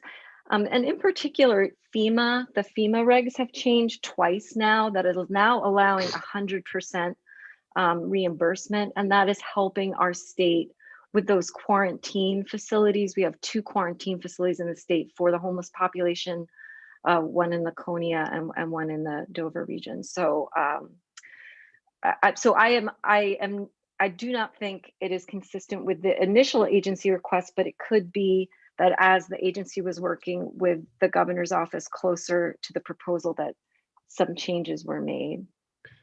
All right, so what I would suggest is, again, I asked that question of the department. If they're still on the line, let's get a summary of where the governor's budget is in the proposal versus what it was in the last biennium. And if you could put that in an email to us, that would be very helpful. Further questions? Seeing none. Thank you very much, Alyssa. Thank you. Next I have up is Aaron Pettingill. Good morning, Ms. Pettingale. Good morning. Thank you, Chairman and members of the committee, for having me. My name is Erin Pettingill, and I'm the president of the Board of Family Support New Hampshire. I'm also the vice president of the Family Resource Center in Laconia. I'm testifying in support of SB 140 as it reintroduces funding to support a system of family resource centers and primary prevention services as outlined by Senator Rosenwald. And I believe Rebecca from New Futures is going to supplement this testimony. The funding is critical infrastructure support for family resource centers, as it allows us to continue to support New Hampshire's most vulnerable children and families, which has only been growing in numbers due to COVID. Because FRCs are embedded in communities, the programs are tailored to the needs of the community they serve. So they are flexible and responsive to the family and the community needs. The benefits are seen beyond DHHS and overlap into DCYF and public health, reducing child maltreatment, improving family stability, and mitigating trauma. Funding for a system of family resource centers is vital. This funding allows FRCs to not only support kinship families around the state, but also to collect unified data from family resource centers, which allows us to see the effect they have statewide. Current modest state investments also help New Hampshire leverage millions of additional dollars, which enable programs and FRCs to serve more families in the community. Thank you. Great. Thank you very much. Seeing no questions, I think the witness from New Futures is our last speaker. Is that correct, Griffin? That's correct. I don't see any other hands raised. Hold on. Where did she go? She jumped to the top. Okay. In that case, Rebecca, Hi. are you there? Yes, I am. Hi, good morning, Thank Chairman you. Bradley. And I am going to be brief. So my name is Rebecca Wojtkowski, and today I am here as the Kids Count Policy Coordinator at New Futures, as well as the chair of the Wildness and Primary Prevention Council. I think that the speakers before me have talked about the importance of SB 140. I want to indicate that New Futures supports the entirety of SB 140, but today my testimony will focus on the primary prevention services due to ongoing issues with the governor's budget. So as Senator Rosenwald explained, we know that the intended purpose of SB 140 was anticipating expanding primary prevention services for families in 4 main categories: community collaborations grants, which are in 3 regions of the state; Healthy Families America home visiting coordinated with Safe Plans of Care for Infants; and the Family Connection Center at the New Hampshire State Prison. We support all these programs as they're proven to mitigate ACEs and improve child and family outcomes. However, New Futures is here today to recommend that Senate Bill 140 be amended, given proposed cuts to these programs and other primary prevention programs in the governor's budget. To make it really clear, the governor's budget has eliminated the parental assistance program funding, which impacts these programs that SB 140 anticipated expanding, as well as key resources to support a system of family resource centers in our state. While these programs are different, they are connected in the system of service delivery for children and families. Level funding would require amending the appropriation from $500,000 a year to $1,325,000. I think it's imperative that we talk about the legislative history around this bill, as it's vital to our recommendation today. In 2018, New Hampshire made a commitment to the children of this state through the passage of SB 592. SB 592 sought to address challenges facing our child welfare system, and as part of that work, created the Parental Assistance Program. A bipartisan effort, the Parental Assistance Program was intended to direct interventions to areas of high need and to increase access to primary prevention services for families to prevent harm before it occurred. To ensure these funds were utilized as the legislature intended, SB 592 required that the Department of Health and Human Services report on outcomes to the Wellness and Primary Prevention Council. In my written testimony, which is more comprehensive than what I'm saying today, I have attached the 2020 WPPC report, which recommends sustaining funding and the programs that I outlined. Given the importance and need within our communities, additional funding was allocated to the Parental Assistance Program in 2019. These funds were originally housed in DCYF, but collaboratively allocated between DHHS and DCYF, given the understanding of how intricately linked child protection is to primary prevention programming. We heard today that the Parental Assistance Program supports a number of programs, and I won't get into them all, but I can provide details on all of them if you are interested. The thing about it is the potential loss of these programs undermines not only the legislative intent of SB 592, but more importantly, puts children and families at risk. These are community-based programs in areas of high need that work to establish integrated continuum of family support services, such as mental health and substance misuse treatment, economic supports, home visiting, educational programs to prevent child abuse and mitigate adverse childhood experiences, and reduce the number of children entering foster care. Without continued investment, many of New Hampshire's most vulnerable children and families will be cut from supports and face even greater risk of trauma. Lastly, and really importantly, the key investments of the Parental Assistance Program enable New Hampshire to receive millions in additional federal grant funding that is aligned with the work. I want to, in part, highlight the Community Collaborations Grant. Nationally, there were only 4 grants. We were the only state to receive it. We are in the 3rd year of a 5-year grant. If we don't continue to fund it, we lose $550,000 a year, plus those programs end. So, Senator Avard, can you take over for a few minutes? I have a urgent matter, and I know we have one more speaker. If I'm not back, we'll take a couple of minute recess before we start Senate Bill 57.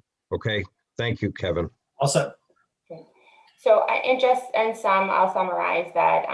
New Futures recommends that the committee consider increasing the appropriation to $1,325,000 in fiscal year 22 and the same amount in fiscal year 2023 to sustain existing programming. We'd love to see it enhanced, but right now, given the issues in the governor's budget, we need to advocate to sustain this funding.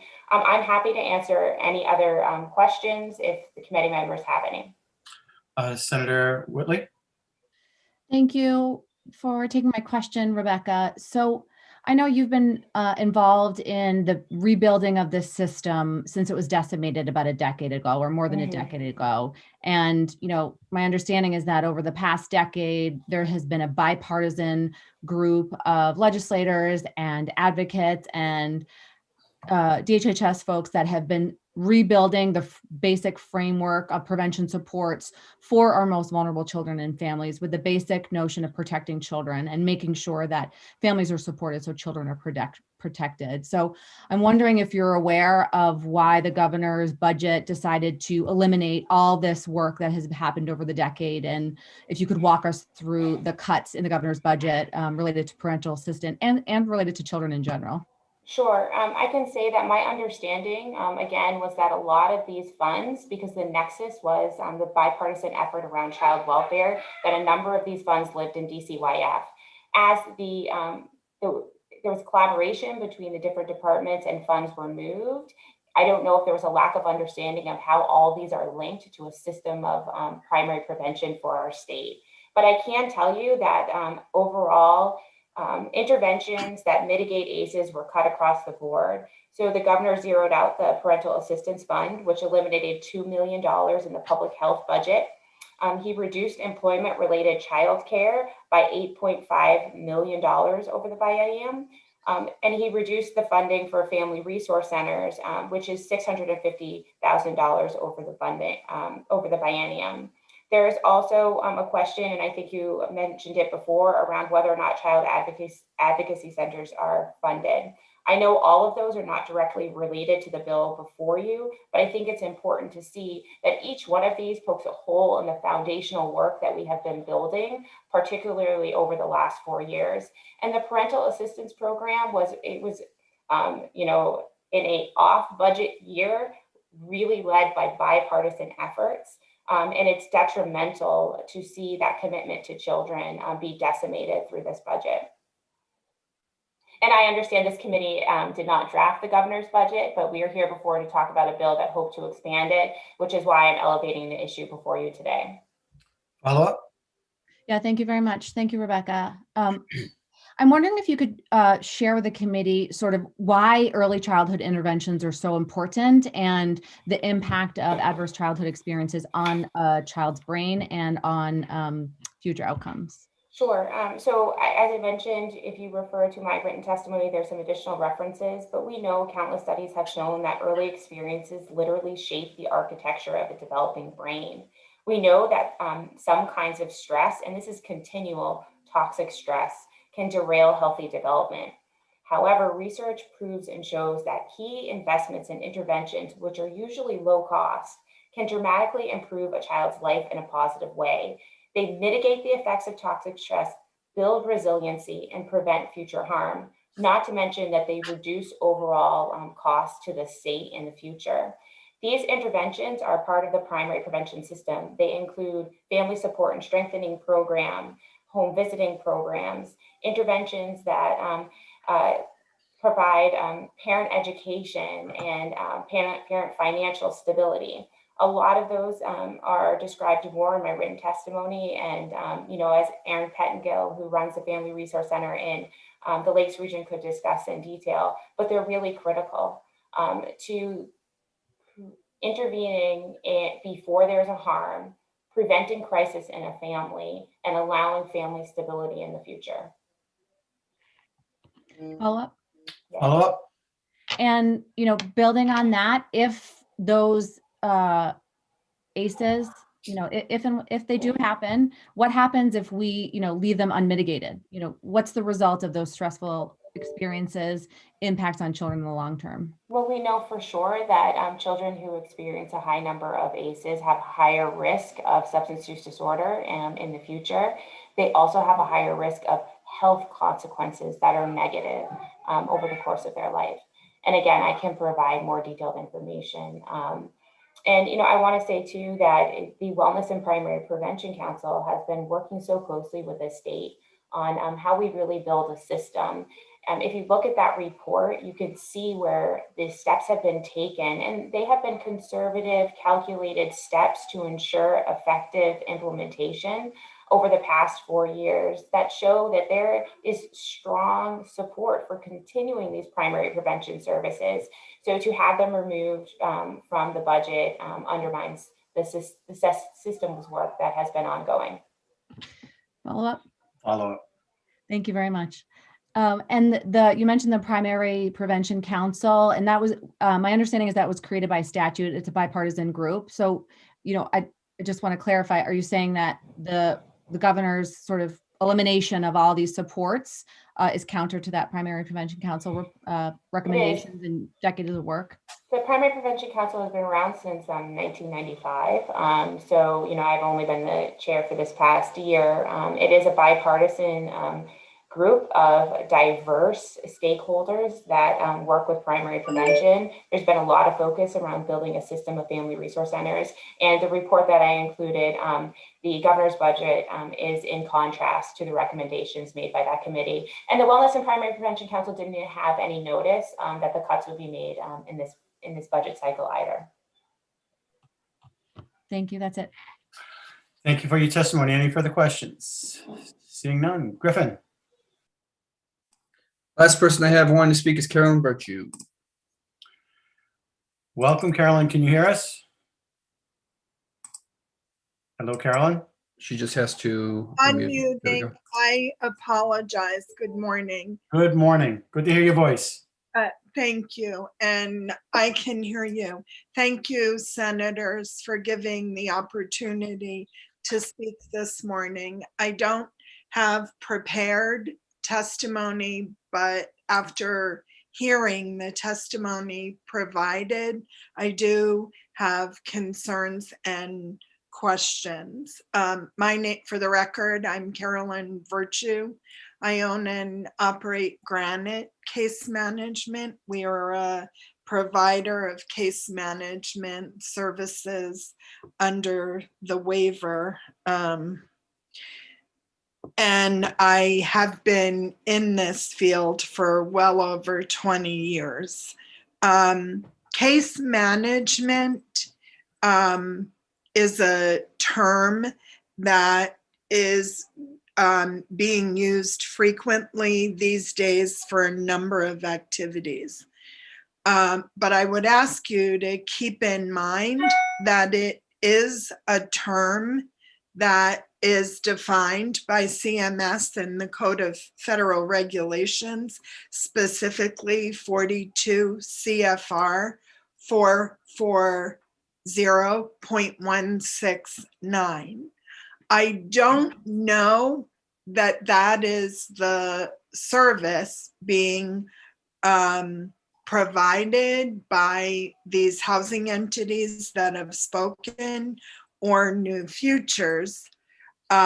There is another case management defined by CMS, 42 CFR 440.168, which is provided out of the primary care physician's office. And if that is the case management you are referring to here, I would add the word primary to clearly make the delineation of what you are speaking to in this bill. This may seem like just semantics, but it's actually quite important, because if the state is going to get the federal Medicaid match for case management services, they must amend the state plan to include the service. We do currently have state plan amendments for some of the case management that we provide, for example, the waivers, mental health, et cetera. So I am neither in support nor opposed to the bill, but I would ask that you clearly delineate what you are speaking to. I would be happy to take any questions or be available for questions as you move forward. And Ms. Virtue, what I would suggest is put that, if you could, in a brief email as to what you think the appropriate way to delineate the services are. Okay. I would be happy to follow up with an email, Senator. Okay, very good. All right. Seeing no further questions of Ms. Virtue, I think we are at the end of the hearing on 152. So I'm going to close that hearing and we'll transition immediately into Senate Bill 157, Senator Whitley's bill.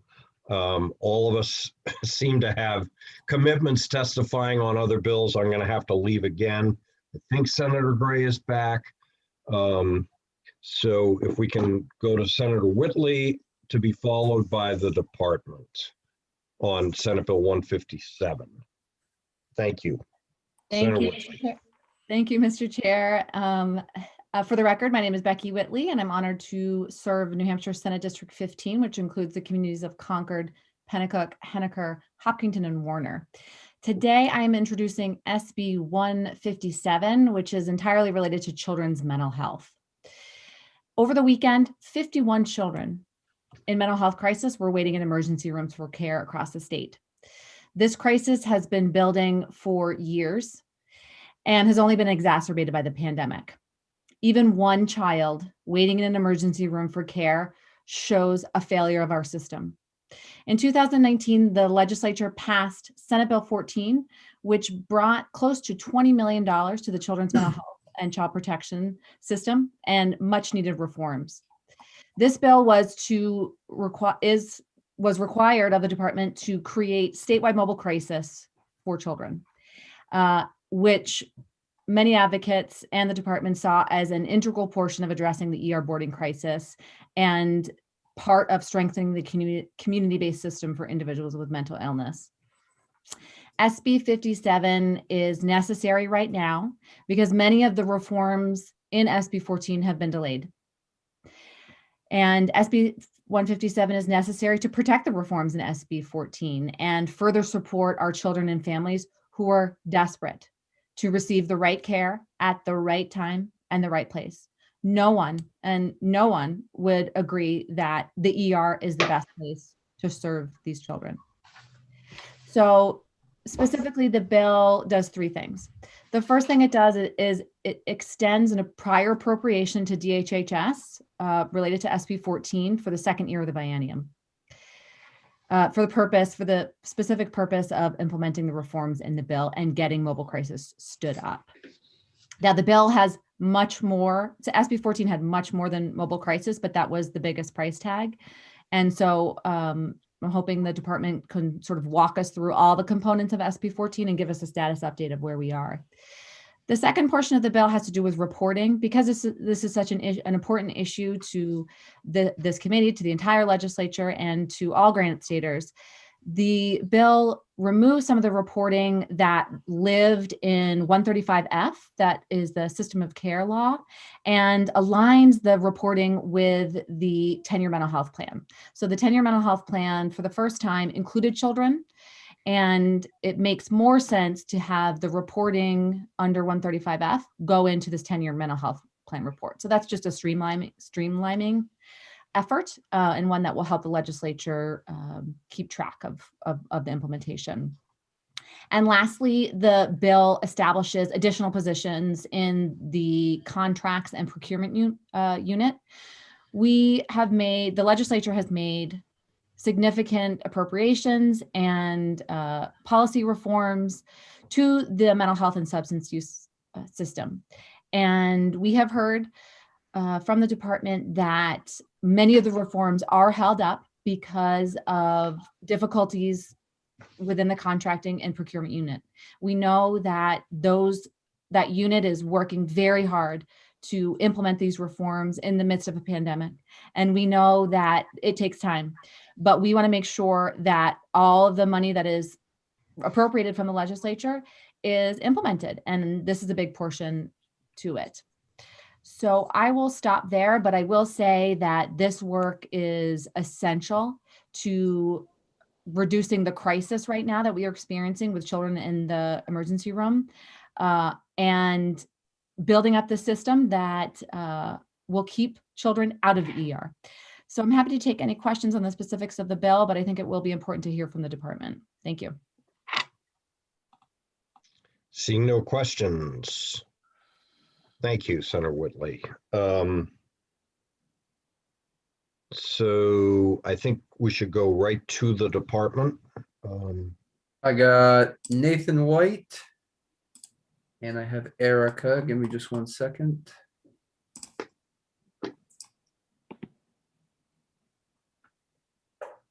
Yep, they should be unmuted and set to go. Okay. Good morning. Good morning, Senator Brad and committee. This is Erica Ungarelli, Director for Children's Behavioral Health at the department. And this is Nathan White. I'm the Director of the Contracts Unit here at the department. Great. So we wanted to sign in, obviously, in support of this bill and be available for any questions. I am happy to ask any questions regarding the first two sections, and obviously Nathan is here to respond to any questions you may have around the third section of the bill. And Senator Whitley had stated she hoped that I could give a progress update around the SB 14 requirements. I'm happy to do that if you all would like. Yeah, no, I think that would be terrific. Go ahead, Ms. Okay, Ungarelli. great. As you all probably know, SB 14 has a lot of different requirements and components to it. And as Senator Whitley had mentioned, these are all really critical to the system transformation we've been working on for children's behavioral health for a number of years. I can go through each of those recommendations and give you a status report. Sure. The thing we started working on was the appropriations for additional staff to carry out these requirements. And that was our first order of business. And once the budget was approved, we moved forward pretty quickly with that and was able to hire all but one position for our bureau. So we went from a bureau of 4 to now a bureau of 9, which is great. We onboarded all of our new staff right at the time of the pandemic. So we were able to orient them and get them up and running all virtually. And so that's something we're quite pleased with. We have one outstanding position that we are in the process of posting and hiring for. So that is great. So now we have those positions in place. We also, there's a requirement around the expansion of a critical provider group called the Care Management Entity. That is a provider. We had one provider fulfilling that role, and they provide a intensive-based, home-based programming called Fast Forward. And Senate Bill 14 had expanded their provision to take on more of a role of oversight and assistance to children in residential to assist with their transitions back to home and community. So we expanded those scopes and added a new care management entity. So now we have 2 in the state to provide this expanded programming for kids.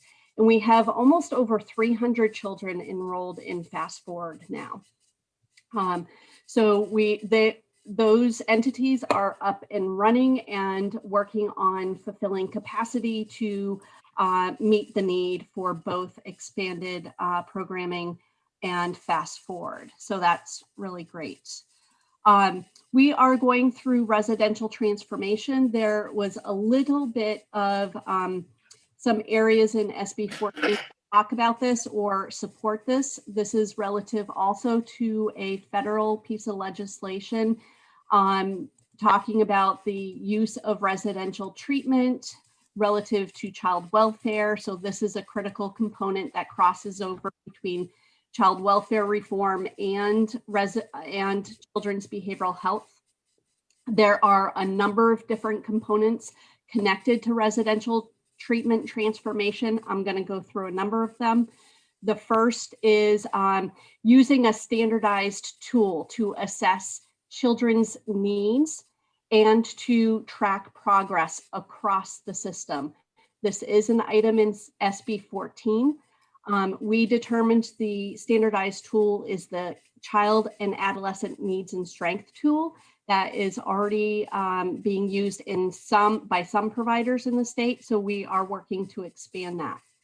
Since last January 2020, my staff have trained over 100 additional providers in the use of the CANs.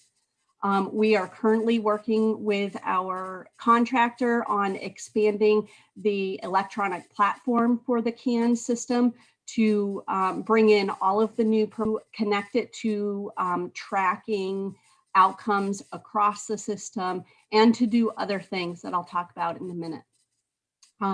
So we've made great progress on that. We are looking at one component of the Families First federal legislation is to ensure that children who access residential treatment are there for treatment versus placement.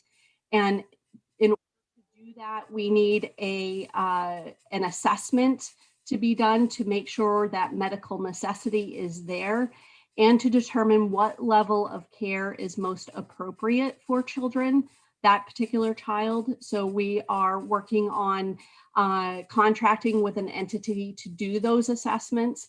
They will be using the CANs in the CAN system. We have developed an algorithm so that the use of the CANs can help those assessors guide to a child to the right level of care. We are actively working on that now. Our current residential treatment has 2 levels of care. We have revamped that since last, fall of 2019 into 5 different levels of care with distinct and unique requirements for each level.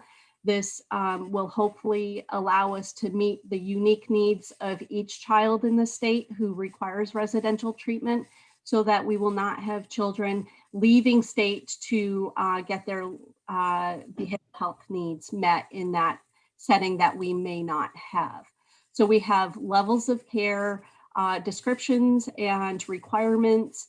We have an RFP that is posted and active right now in order to have providers respond to these new levels of care so that we can have a robust residential treatment system that meets the needs of kids in New Hampshire.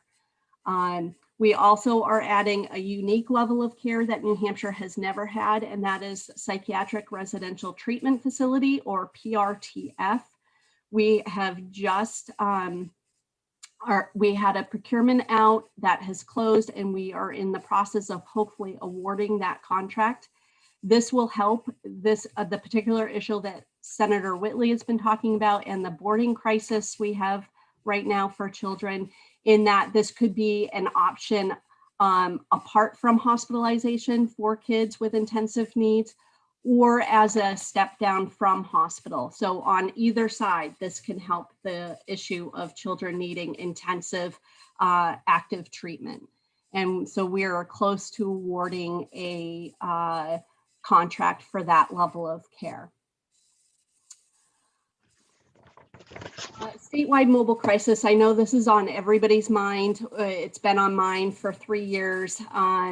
We are actively working on getting this going. We had a procurement out for a centralized call center. What we really want is for folks to know who to call in New Hampshire and have one number to call when they or their family member is in a behavioral health crisis.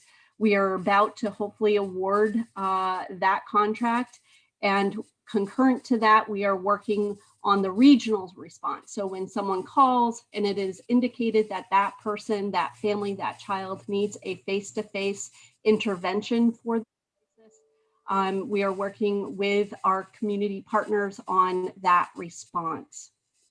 I will also say that apart from that work, we are also working very closely with all of our providers and provider types and our managed care organizations to address this issue today outside of and in addition to the work around the mobile crisis rollout.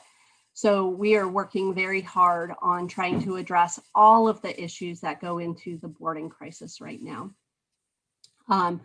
We are also working on another procurement for evidence-based practice technical assistance and training. This is a requirement from SB 14 that says that we should be looking to utilize evidence-based practices, and therefore we want an entity to help the department and our provider network to sustain the evidence-based practices we have in operation today, assess where we may need new evidence-based practices, and help us to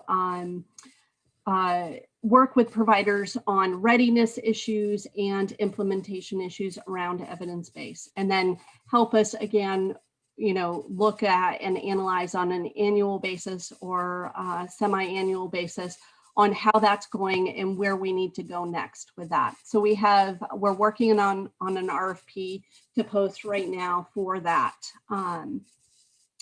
We also have been working on, we're looping in some prevention items that wasn't part of SB 14, but was part of the budget last session, last biennium, around prevention and first episode psychosis. We're rolling that into the evidence-based practice procurement for first episode psychosis. But we also are working on implementing our infant mental health plan with that money. So we are looking to do similar work relative to fast forward programming for infants and young children. To really look, tackle the issues of prevention and at-risk families. So that's a lot of information I've sort of downloaded very quickly, and I'm happy to take any questions. Terrific. Senator Sherman first. Thank you, Mr. Chair. I have a few questions. Hi, Erica. Good Hi. to see you.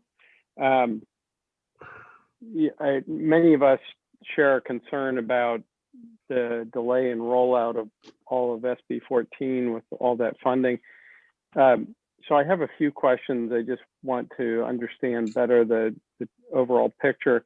How much of the original appropriation has already lapsed from SB 14 in that first year, and has that impacted your ability to fully implement the provisions of the bill? So I will have to say that nothing has prohibited us from moving forward other than the issues that Senator Whitley raised around the pandemic and the capacity of the department while we're trying to get millions of dollars of CARE Act funds out the door. I will have to ask our finance person around the first year lapse. I don't have that information readily available, but I can tell you that was not an issue in regards to any slowdown in our work getting this up and running, any of these requirements. Further?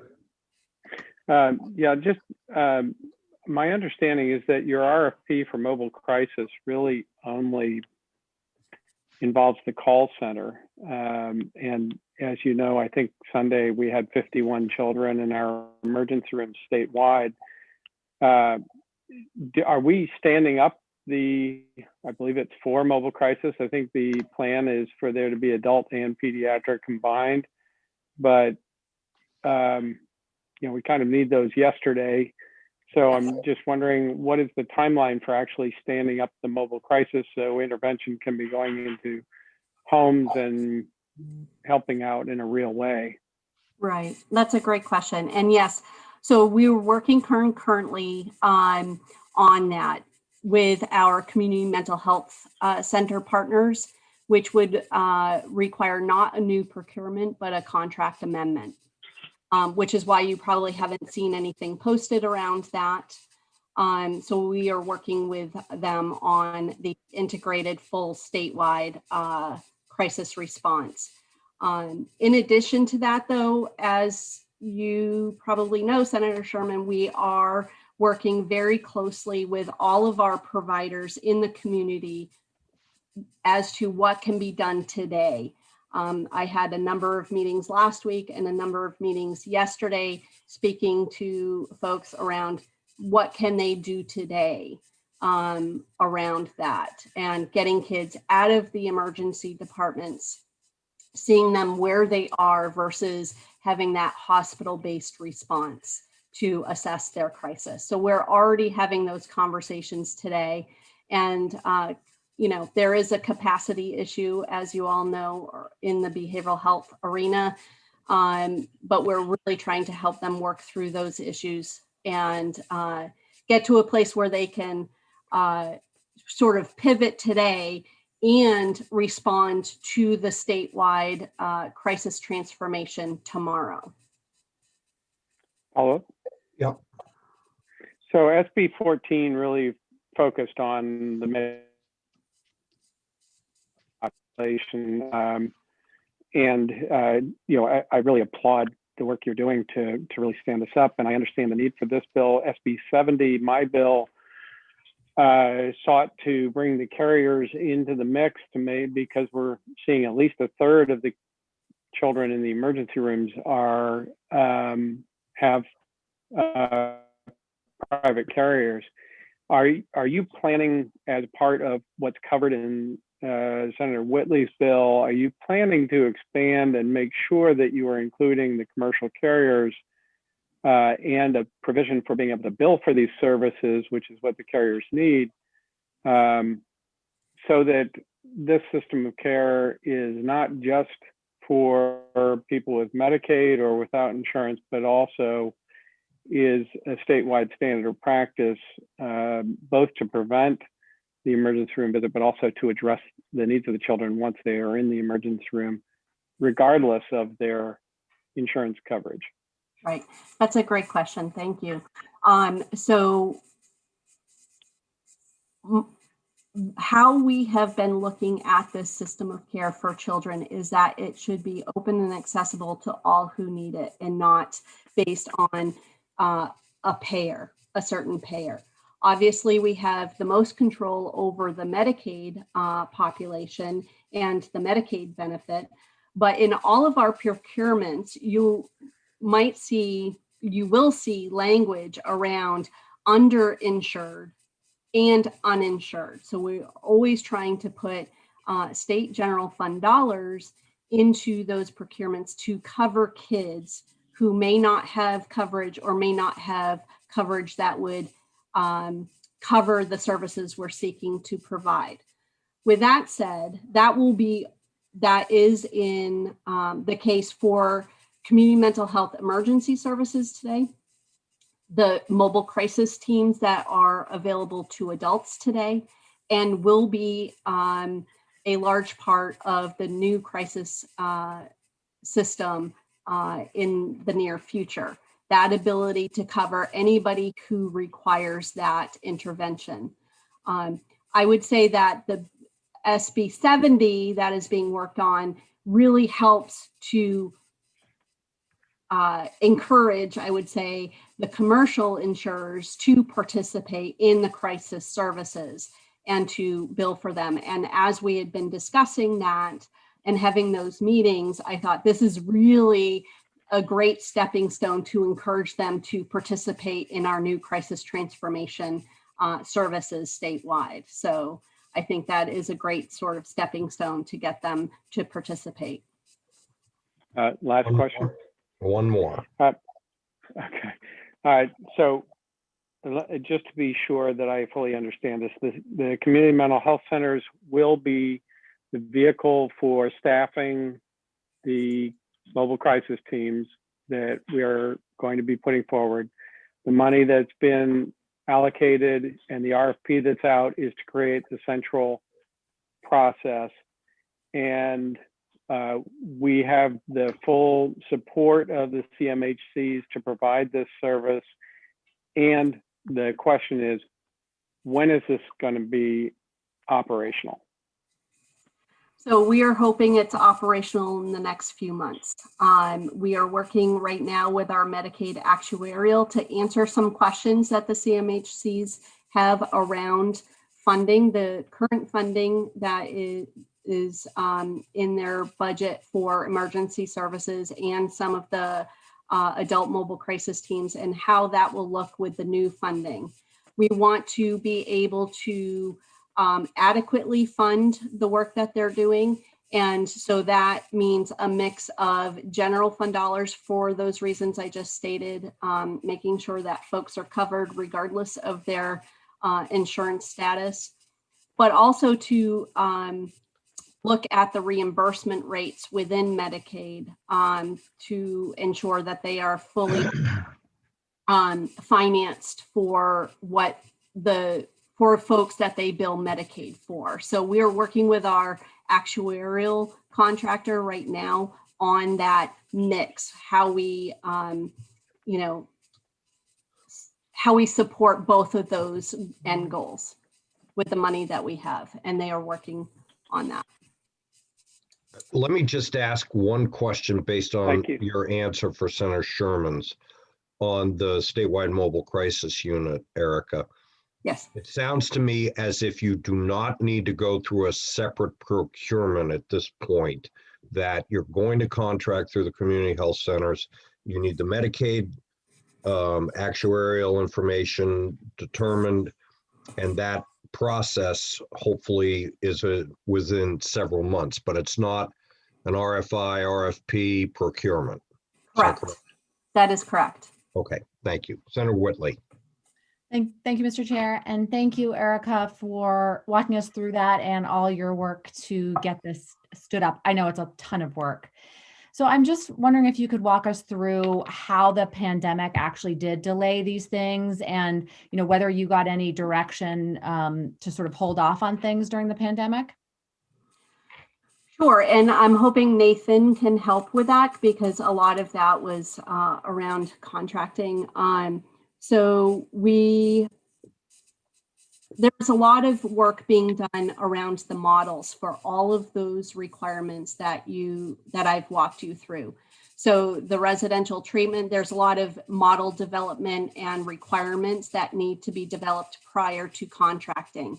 And that was all being actively done since the fall of 2019, really, once it was evident that we will be able to move forward with those requirements. So we had been working on that and hiring and training folks, as I had said in my progress update. Once the pandemic hit, as I said, we were onboarding a number of staff, which took a lot of time, and shifting our work from in person to remote, and working with our providers. A good chunk of the time, once we were in a state of emergency, was working with public health and our provider networks and groups on how to stand up and keep services going for folks in New Hampshire. That took an awful lot of effort and time on everybody's part, pushing out guidance based on federal guidance, based on CDC guidance, based on our New Hampshire public health guidance on how to do this effectively, how to bill for it. Pushing out the guidance from CMS on the appropriate way to bill for remote service delivery. So that took an awful lot of time. I would say in the first 8, 10, 12 weeks, we were having daily meetings amongst ourselves and then with our major provider groups on supporting them. I would say the community mental health centers pivoted very nicely. The care management pivoted very nicely. Residential treatment, any sort of non-community based service, that was difficult because they were dealing with kids and how to reduce the exposure to the population, to both their staff and the child population. So that took an awful lot of time and effort on everybody's part within the department. And then once we knew we were getting, there was money relative to the pandemic available. We applied for a grant for crisis for first responders and for healthcare workers, and we were standing that up. And then we had the COVID relief funds that had to be, pushed out the door in rapid fashion. And that's something that I'm hoping maybe Nathan could explain a little bit about in terms of time that took his staff to do. Sure. This is Nathan White. Pandemic started to impact our team the second week of March. At that point in time, there was a lot of uncertainty. We were receiving a lot of feedback from the vendor community, just explaining how the pandemic was impacting them as well. So many of the procurements, the RFPs, the RFAs that were in process, we actually put many of those on hold just because of the uncertainties, and we didn't have a clear path forward at that point in time. Since then, our workload has essentially doubled compared to calendar year 2018. We have seen a significant increase. We've been working with the Department of Safety and the members up at the IPOC beginning back in March and April, and we continue to be significantly impacted today. My team generally has not taken any vacations. They all continue to work overtime and sometimes on the weekends as well. So the overall impact of this pandemic on my team has been significant, and those projects have taken priority, whether they're testing sites, whether they're vaccine sites, whether it's helping DPHS stand up the operations center and hire a staffing organization or whatever it may be to get the right resources in place for the overall pandemic response. We've been very involved in that, and it's been a delicate balance between finding the appropriate time to devote to the ongoing projects, which in many cases, some of the procurements that Erica referenced earlier are actually quite complex. And in those situations, we work closely with the Attorney General's office and some of our other state partners before we're able to go ahead and publish those. So I don't know if there's more specific questions. That's a very sort of broad overview of sort of where we've been over the past year. Yeah, so follow, if I may. So I heard you, I mean, I completely understand, I can't imagine what the workload has been.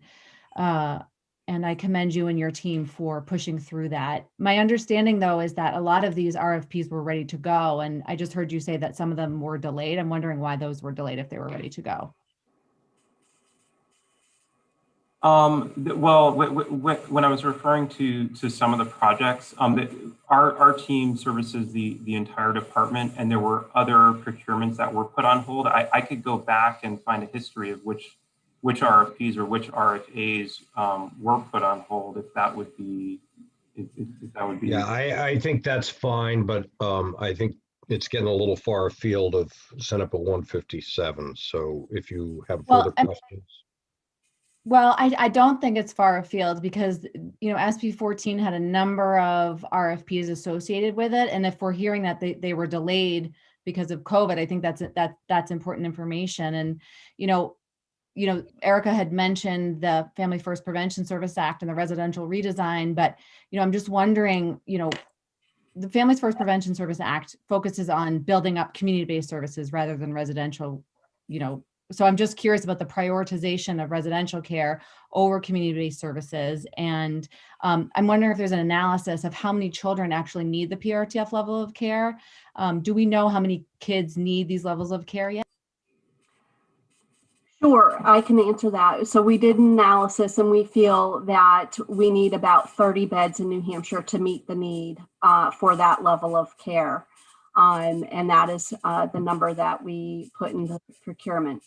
I will say, though, I agree with your assessment around community-based care first, and that is why we did prioritize the care management entity expansion before residential.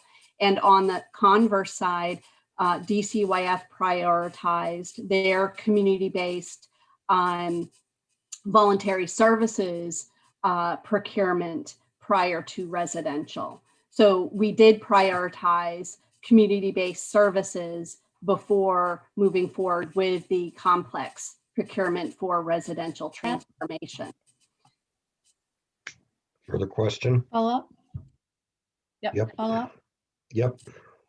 So on the PRTF level of care, I think it is clear that, it sounds like, there are children, particularly when we have 51 children in the ER, it does sound like PRTF level of care is necessary. But, my understanding is that in other states that the system of care is developed, they get money from the feds to move away from a PRTF level of care. So, I'm wondering if our priorities are sort of flipped here, whether we should, be focusing all our efforts to building up in-home community-based services we know are cheaper, we know get better outcomes for kiddos, standing up mobile crisis, rather than focusing on a 30.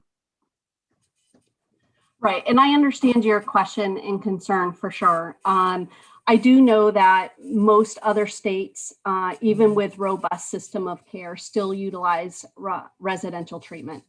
Utilize it very differently than how they had, and we have been using it in New Hampshire. All right. As an episode of treatment and right back into community as quickly as possible. And that's how we're structuring our residential transformation work. Again, we are concurrently or prior to this working on the expansion of community-based options in addition to this. So I don't want folks to think we aren't recognizing the need for community-based, robust community-based, because we are working on that as well. I will also say that, yes, it is a need, not only because of the numbers that we are seeing in the ED today, but for those children with such intensive behavioral health concerns. We have sent more than 60 out of bed facility to other facilities out of state, and we really don't want to do that any longer. And so we're trying to address that by building the options in state.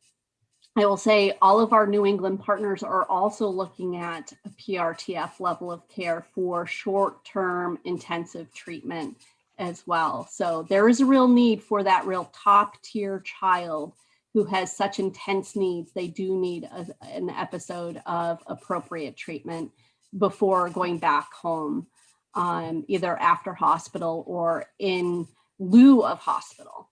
So. One final question. Yep. So Erica, I'm wondering, and maybe you don't know this, but I'm wondering if you've done an analysis or anyone in the department has done an analysis about who these children are. Who are these over 50 children that are ending up in the ERs? Some of these children we know just because they are our constituents that, they are acutely in psychiatric crisis. But I can imagine that some of these children are coming to the ER because there's nothing else available. And so I'm wondering if there's an analysis at all of who these children are. And it feels like that's something that we need to get at to avoid getting those children in there. Right. We've been having a lot of discussions about that in the past few months because we are seeing a different cohort of kids utilizing emergency departments, crisis services, and ultimately hospital beds.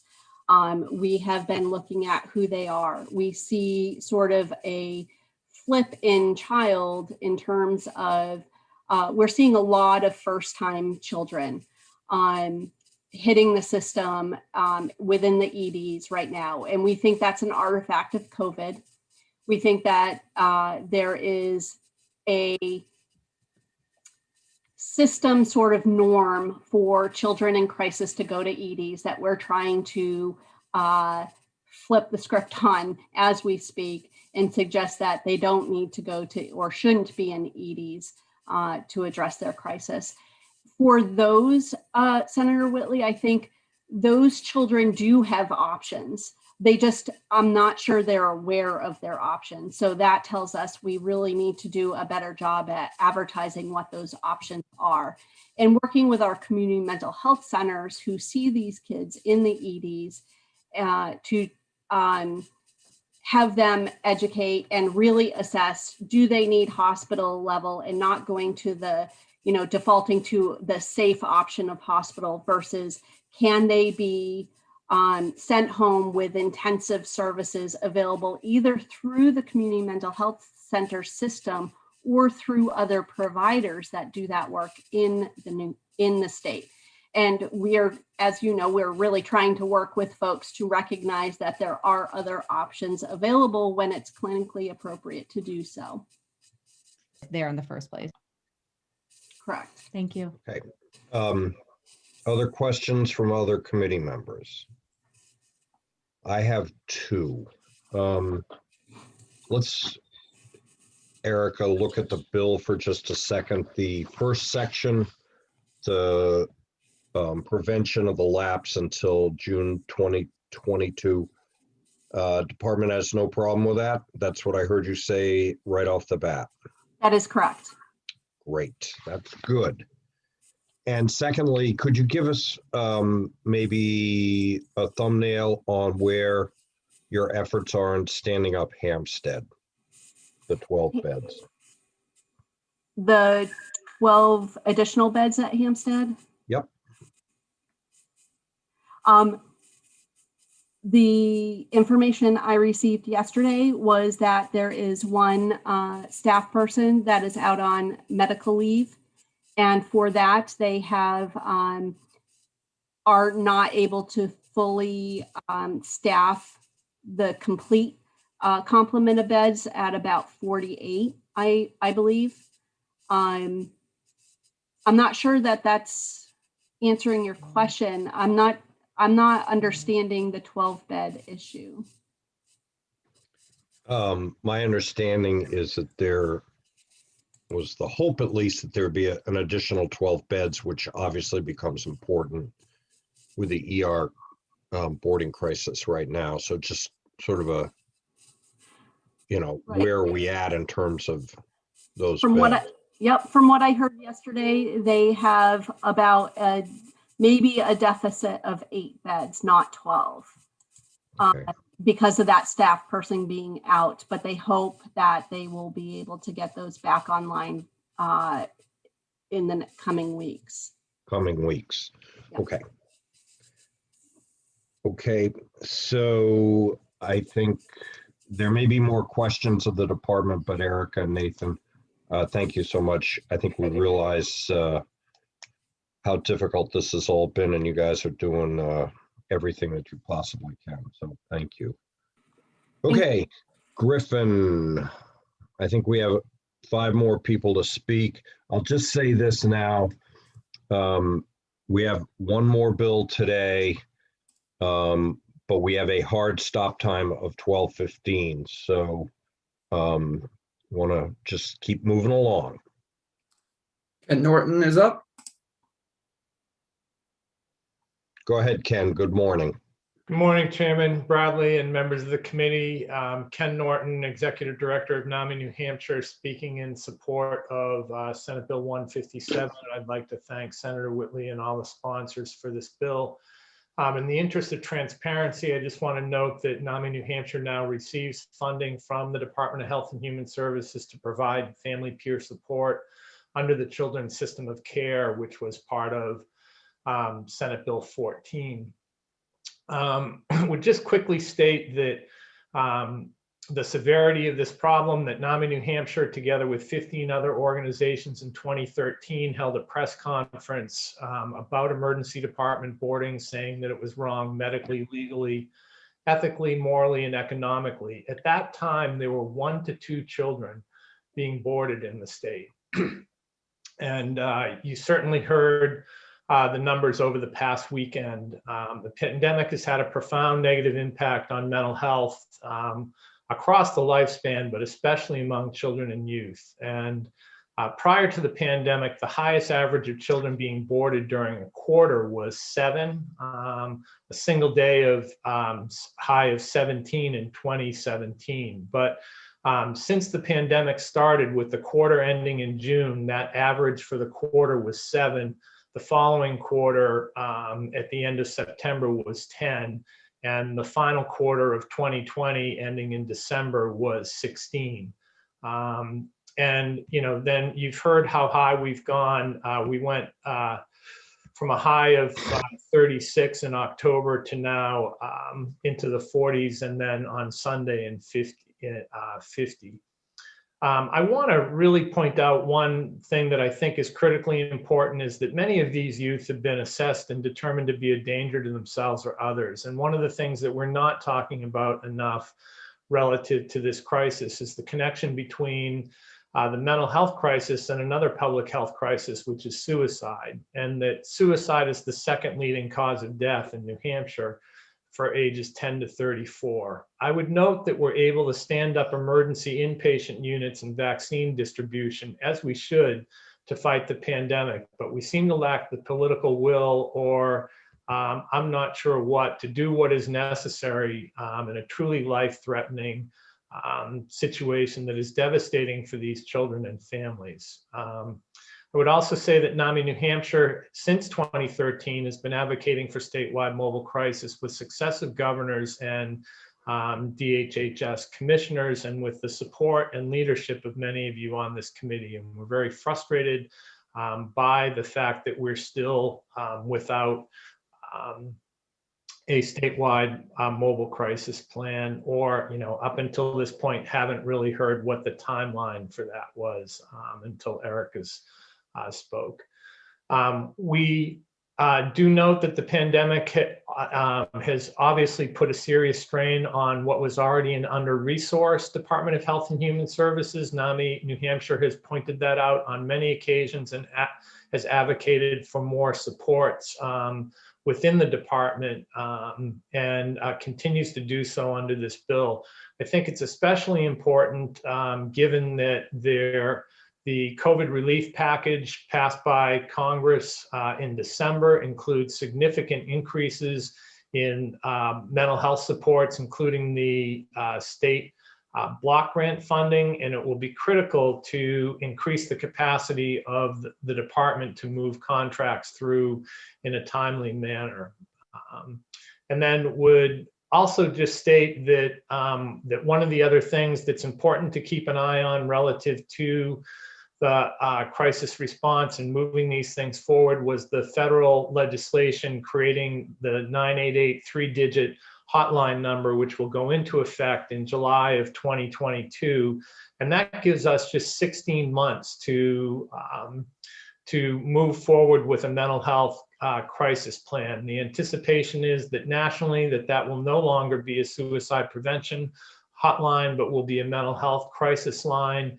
And many states are looking at this as an opportunity to completely overhaul and enhance their mental health crisis response. I know that there are some efforts underway that I've been involved with the department relative to that, but I do just want to continue to point out the importance of that federal legislation and how it's impacting potentially on us in New Hampshire. And with that, I would strongly encourage you to vote for, oh, I'm sorry, I missed the piece about the reporting requirements. We would support the reporting requirements change as proposed under Senate Bill 157 to come under the mental health 10-year plan reporting requirements. Would note that the department had done, we thought, an excellent job with their report, which was issued in September.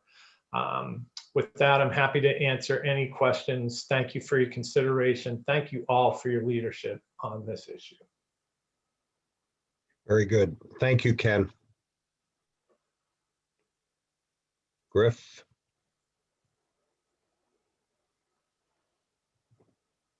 All right, give me 1 second. My thing just crashed on me here. 1 second.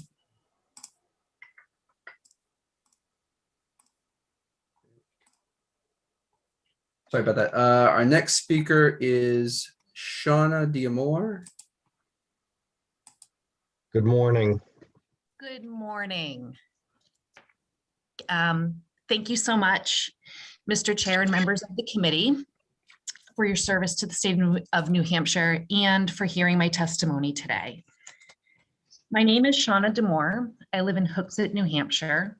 I've spent the last 21 years as a New Hampshire public school teacher and administrator. I'm passionate about supporting students' academic success, as well as their social, emotional well-being and mental health. Today, I come to you representing the most important job in my life, being a mom. I am a mother with lived experience, having a child with mental illness. I have seen the challenges families face with the lack of resources in our state. And after years of roadblocks, I have also experienced receiving some of the state's children's behavioral health resources and the difference it has made in our lives. Senator Whitley, you asked, who are these children? The answer I can answer for one, my son. So today I am here to speak in support of Senate Bill 157. If I were to ask any parent, what is the one thing you hope or wish for your child in life? I'm sure the answer would be simple. Happiness, health, fulfillment. If you were to ask me that question, what is the one thing you hope or wish for your child? My answer is for my son to live. For 8 years, 8 years, we've been advocating to get our son services and supports. He's 12 years old now. 8 years of appointments and wait lists lasting 6 to 9 months. 8 years of too many medication changes to count. It was finally one magical psychiatrist that wheeled her chair up to us, faced us and said, I believe you. Your son is dealing with so much and so are you as a family. I'm sorry it's been years of you trying to get him help. I'm going to help you. And that began our journey of being connected to the Fast Forward program. Our wraparound team is there to help us align available community resources. They're there to support us as a family because we're all living with mental illness. The siblings of children with mental illness go through trauma, and this is recognized as an ACE. And the wraparound services are there to also support my son's sister. We have a family support person from NAMI who's a mother with lived experience, and she acts as a mentor and guide, and she's proven to be invaluable. We have a Fast Forward case manager that works with NFI North, and she's worked tirelessly to find a clinician to provide therapy in our home. In addition, our magical psychiatrist is part of the team, and any family and friends or school personnel we want to invite to our meetings. And even with all of these supports, we still have so far to go. Recently, there was an event that made him a high priority case. And we were told this past weekend there were 47 children on the wait list, and we just found out it got bumped up to 51. We took him to the emergency room where my son asked where the other kids were, why it was so scary, why there were adults talking about violence and homicidal and suicidal ideations. We were sitting here grown adults, and my 12-year-old son was already scared with everything going on, and that just exacerbated the situation. And after 7 hours, we were sent home and told, we'll let you know when something opens up. And it was through tireless efforts of the Fast Forward team and the wraparound services that they were able to find an at-home clinician to provide services. I can't help but think of all of those children, the 50 children waiting for a bed and that don't have the supports or the higher level service that we have. And so in closing, I just implore you to support Senate Bill 157 because we need more resources available in our state. And I thank you for listening to my story. Senator Whitley. I don't have a question. I just want to, as a mother of a young child, I see you, and we will do everything possible to make sure that we get everything that your kiddo and that other kiddos experiencing the same crisis are going through. And I thank you for sharing your story. We can talk about policy all day long, but unless and until we continue to hear stories like yours, things won't move forward. And so your story is important. Your voice is valued, and I thank you and applaud you for sharing it. Thank you. Thank you very much, ma'am. Seeing no further questions, thank you. I did have Patrick Ho signed up to speak, but I'm not seeing him on the list. Next person I have signed up to speak is Omar Shah. I hope I'm saying that right. Oh, she just, hold on.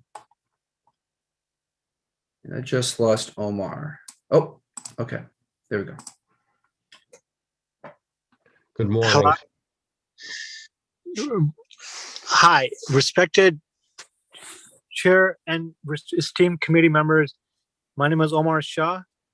I am a child and adolescent psychiatry fellow at Dartmouth-Hitchcock, affiliated with the Guy's School of Medicine. Thank you so much for allowing me to testify today. I'm also the legislative liaison to the New Hampshire Psychiatric Society, and I'm going to read out a testimony written by our president, Patrick Ho, who is the president of the New Hampshire Psychiatric Society. Before you read it, do we have it? We're so far behind that. I believe he has submitted it already.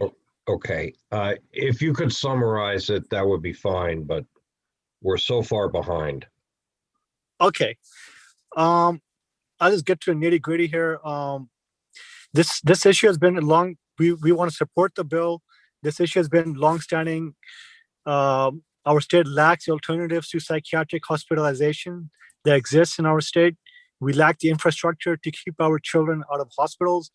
We lack intensive outpatient programs, in-home services, or mental health respite beds necessary to provide mental health care for our children outside of an inpatient setting. Because of our lack of infrastructure, children have had to wait in hospital emergency departments, as we've all been talking about. And it is certainly true that hospitals moving these children to other settings, such as pediatric inpatient units, might provide a more comfortable environment in which children can wait, but this does not ensure optimal mental health care while these children wait. Shuffling children to other parts of the hospital without instituting more mental health care services has not proven to be an adequate solution, and it is important to be more precise with the mental health resources we prioritize. Adding hospital beds for children has proven to be expensive while only providing a temporary decrease in the wait list of children waiting for hospital beds. Well, thank you so much. There's more, but this is just a brief summary of what the testimony is. And just on a personal note, I just want to add that, you know, I did hear Senator Whitley talk about the the need for more beds. My thoughts were that, you know, I do agree that we need more community services for the children, for sure. But sometimes, as I heard from the previous testimony, children are in such a sort of dire straits that they need to be in a safe place while we are working on getting them those services. And unfortunately, sometimes it takes time. So it is important to have sort of a safe haven for these kids while we're working on getting them services. Thank you so much. Thank you, sir. Senator Sherman. Not a question, Mr. Chair. I just looked through the testimony and we don't have the testimony from. Okay, Dr. well, Shaw. we'll make sure we get it. Thank Senator Bradley, Dr. Ho just submitted his testimony a few minutes ago. So, I will get yeah, it in the OneDrive. It'll be in the OneDrive. Thank you.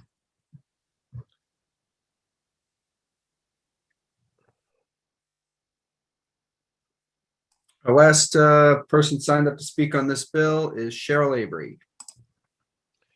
Good morning, Miss Avery.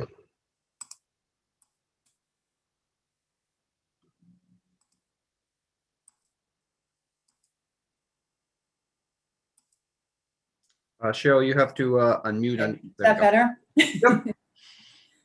Thank you very much. I have submitted testimony as well, but I will not read it. Let me just say that listening to the mom who just spoke really says it all as far as I'm concerned, and so I'll be very brief. My name is Cheryl Avery, and I'm the Policy Coordinator for Children's Behavioral Health Work at New Futures.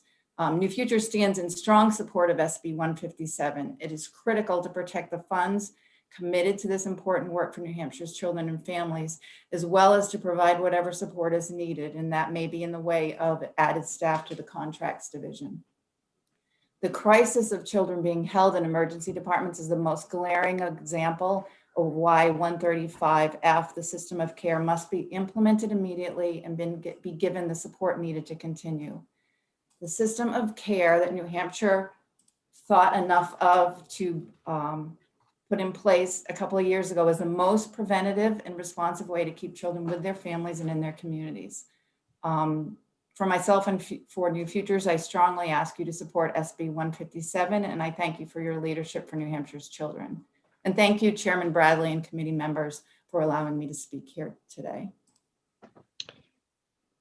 Thank you very much. Are there questions? Seeing none. I think we have Maura O'Neill still left. Yes. Okay.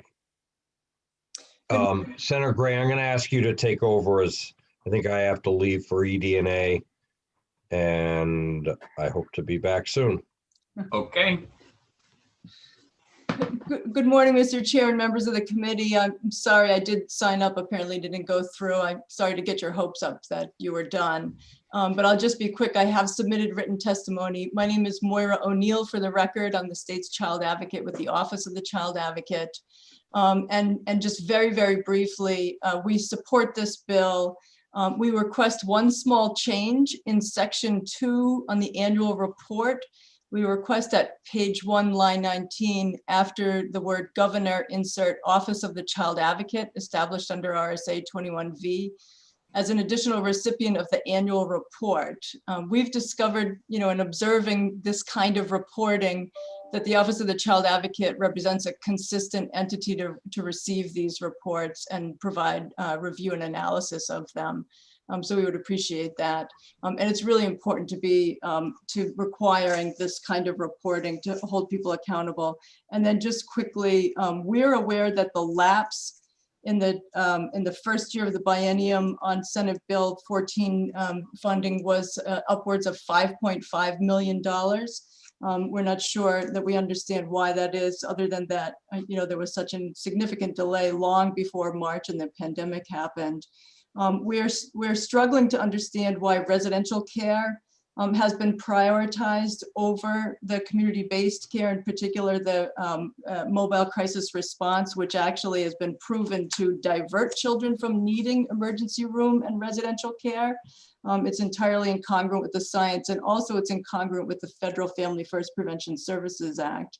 The delays that we've seen, there's also a good number of RFPs and contracts coming out of DCYF itself.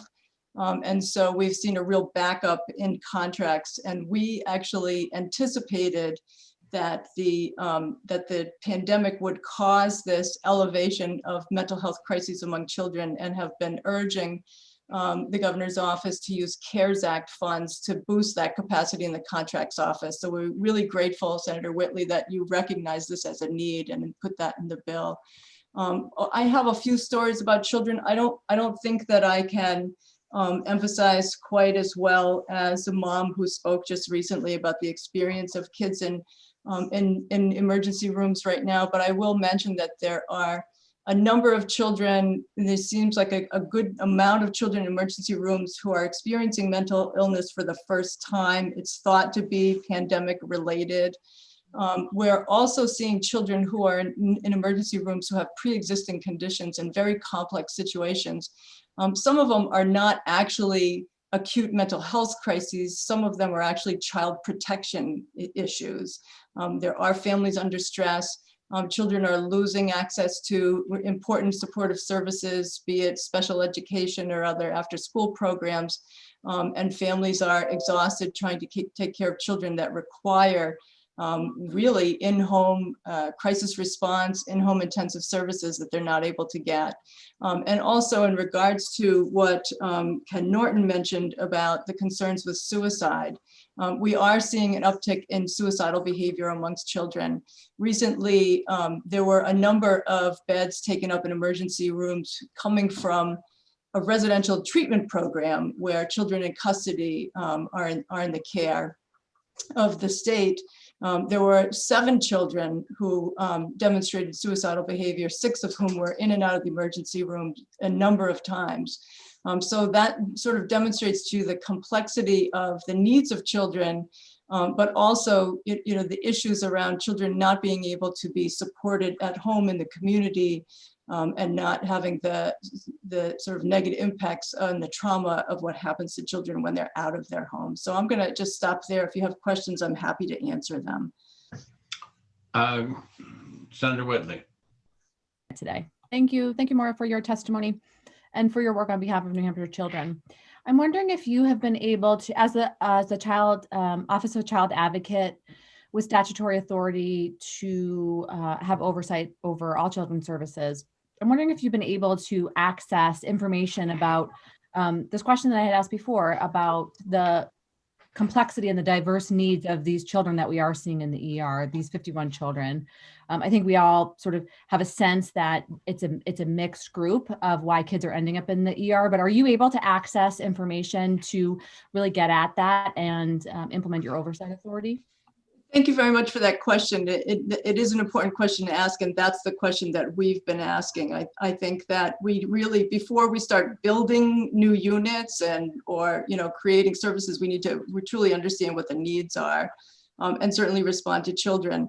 Our jurisdiction changed in September of 2020 and expanded to all state children's services or all state arranged services for children. So that does include mental health.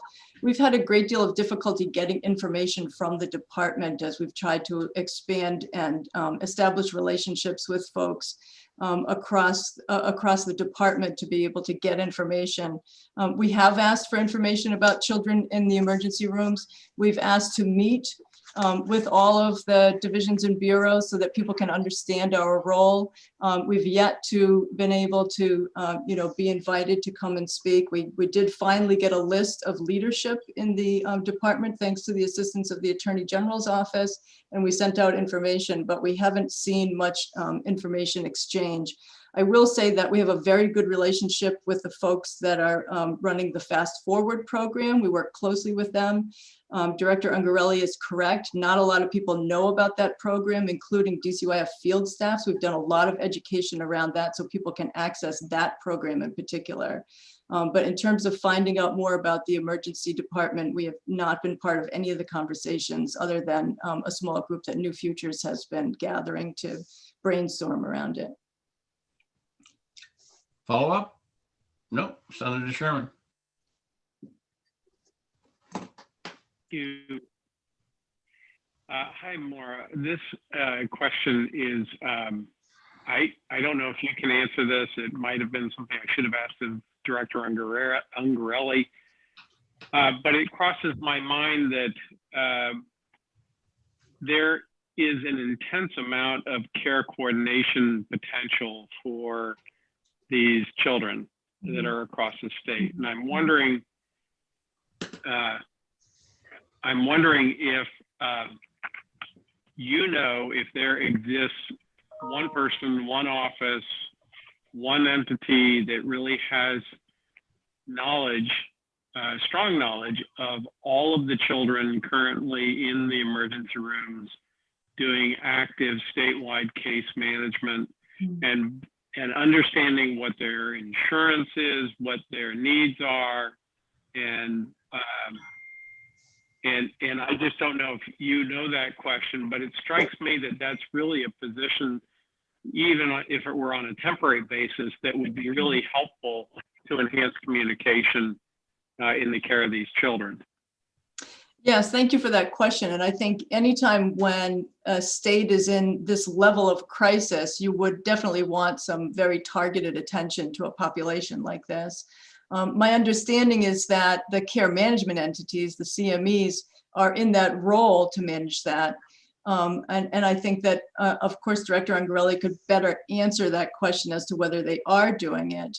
The Office of the Child Advocate it deals in the currency of access to information. And so we could have the authority to go through and look at all of those children and create profiles for them to understand, what they need and where they should be. But as I said, we don't have information about them at this time. And so I would imagine, I guess I can't really answer that. I know that there are some children that are referred to the Fast Forward program and which is also a referral to the CMEs. So I think I would imagine that they're doing that. Additional questions? Seeing none, Griffin, have we had anybody raise their hand? I do not see anybody else who wishes to speak on this bill. If anybody would like to speak, please raise your hand or press *9 on the phone. And we have Karen Cusano who'd like to speak. Griffin, I'm back. So go ahead. Hello, thank you, members of the committee. My name is Karen Cusano, and I'm the Chief Operating Officer for NFI North, one of the care management entities that we're talking about. So I'm late. I just got back from getting my COVID shot, so I didn't want to miss that.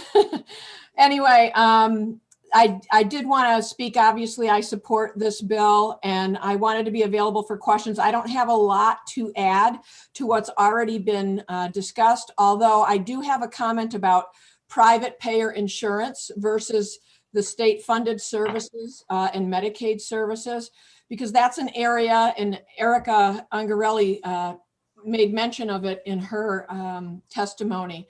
But that is an area that we're really beginning to break ground on. I wish that we were farther along than we are, but some of the challenges that we have as nonprofit providers of state services is that we're able to get certified for our services by the state. And in that certification is a sort of guarantee of what type of staff and staff training we're going to have, what type of oversight and audits and outcome measures we're going to have. And when you're, and then we kind of take the responsibility of hiring the staff and making sure they're credentialed in the way that they need to be for the service, but it tends to be more flexible and accommodating to the need. And when you're working with, so in other words, the organization is credentialed, so to speak. When you're working with private insurance, the provider, the individual providers are credentialed. And that tends to be where we get into trouble with being able to get private insurance for our services versus state funded approval or funding. So even in the ER boarding issue, we've been an active participant in trying to create a stopgap measure where we could provide some staff to go into homes with children and with families to get kids out of the ER, staff them, provide the support from trained staff that we work with in other services or facilities. We're not able to do it because we don't have a psychiatrist. We may not have a clinician tied to the service that can be available to be in the ER. So we do have care coordination as a CME, and we can certainly offer that. But some of these other requirements we don't have. So that prevents the insurance provider from engaging with us in certifying the service. So those are some of the challenges that we have. If there were a way to provide some kind of certification level for our staff and our services that insurance companies would be satisfied by, then we would engage in it and do it right away. Because we have, and I think it might have been Ken Norton from NAMI said that 30% of the ER, of the children that are seen in the ER for behavioral health issues have private insurance.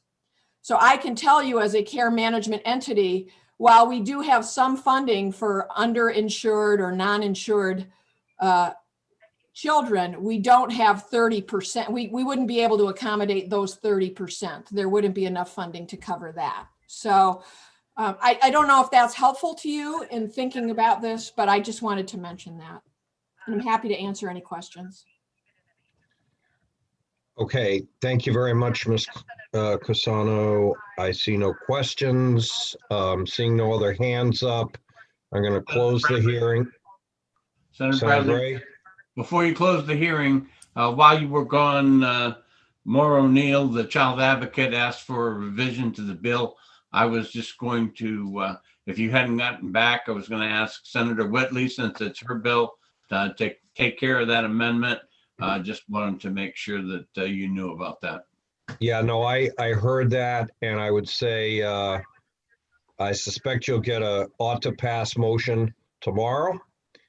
If you don't have that amendment ready, you will not have an ought to pass motion. Okay? Got it. Everybody clear on that? Got it. Good. All right, seeing no other hands up,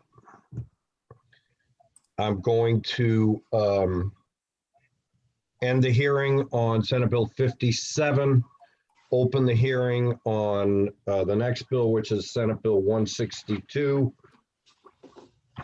And I'm going to pray that my ED&A hearing does not open at the same time, because I have ED&A on my phone and I have 162 on my computer.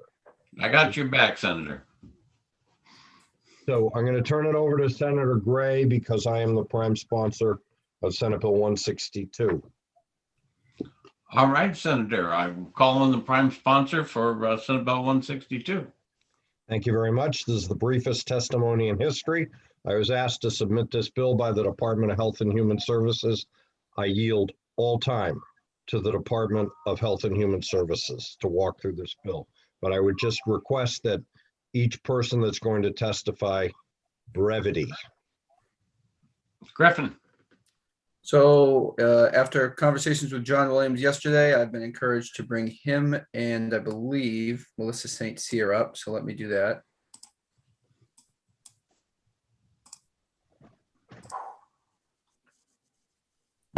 John and Melissa, you guys should be all set. Thank you very much. Senator Bradley and members of the Senate Health and Human Services Committee, for the record, my name is John Williams. I'm the Director of Legislative Affairs, and with me is Melissa St. Cyr. I'm the Chief Legal Officer for the Department of Health and Human Services.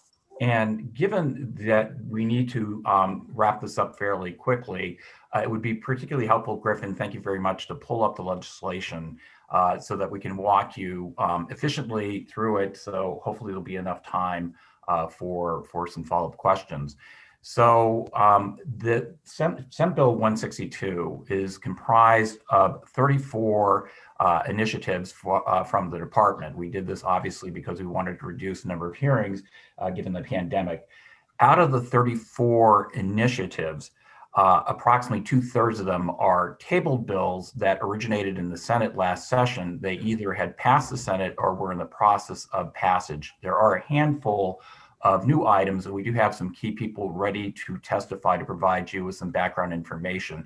If I could just request folks to hold off on questions, given the need to review this document and then open it up to questions afterwards. There are some areas that I will imagine that you may have some questions, and certainly at your direction, Senator Gray, that we would certainly, as the acting chair, we'd be very much happy to pause briefly, but given the hard stop at 12:15, we're just going to do our best to get through 76 different sections, which include 34 different provisions. So in sections 1 and 2 of the bill, Senator Gray brought legislation last session, which was Senate Bill 674, relative to a cleanup that we had done around our dedicated funds. We identified that there were linkages that needed to be set up for the Treasury account for the money to go into. So for the section 1, starting on line 3, you'll see here that the existing subparagraph within the Treasury statute that refers to the marriage licensing fees that go into the domestic violence grant. There are 2 other funding streams that also are enacted that have funds, one being the enacted solemn marriage officiant from last session. A portion of the fees for those people who marry people with a day's license would go into the Domestic Violence Coalition Fund. This just creates a clarity within the Treasury statute for receipt of those funds. The RSA 631-2B is reflective of Joshua's law that passed sometime around 2014-15, to which certain court fees or fees that are part of the sentencing from a defendant who's convicted under that section would go into the domestic violence program. I spent that time because you're going to find as we go through this document that there's probably around 10 or so sections that relate to the cleanup around the dedicated funds that was reviewed by our financial managers and our program staff. Section 2 relates to, again, cleanup around dedicated funds that relates to certain funds within the public health sector. I do want to let you know that we have approximately 20 staff that are available for responding to questions. However, given where we are today with a hard stop at 12:15, we'll just do our best to make sure that we're answering your questions, or at least available after the hearing to answer any questions that you or key stakeholders, advocates may have around the legislation. Sections 3 and 4 are human resource items. The first of which, in the past 3 legislative sessions, we have brought forward legislation to essentially align our working and legal titles so that the individual who is holding a position, actually their title is reflective in statute as to what they do. You'll see here that we're doing cleanup to striking out the program planning and integrity, and then creating a director of Medicaid enterprise development. That's part of our normal cleanup. We've done it perennially, and it just happened to be in this bill this year. Section 4 is a piece where we need to have flexibility from the department and our commissioner. We have 3 associate commissioners within the agency, and within the past couple of years, those positions were identified specifically for human resources, behavioral health, or for operations, or for population health. Given the complexities of the demands of the department to address many things, our commissioner needs the flexibility to have those associate commissioners serving as needed in critical areas.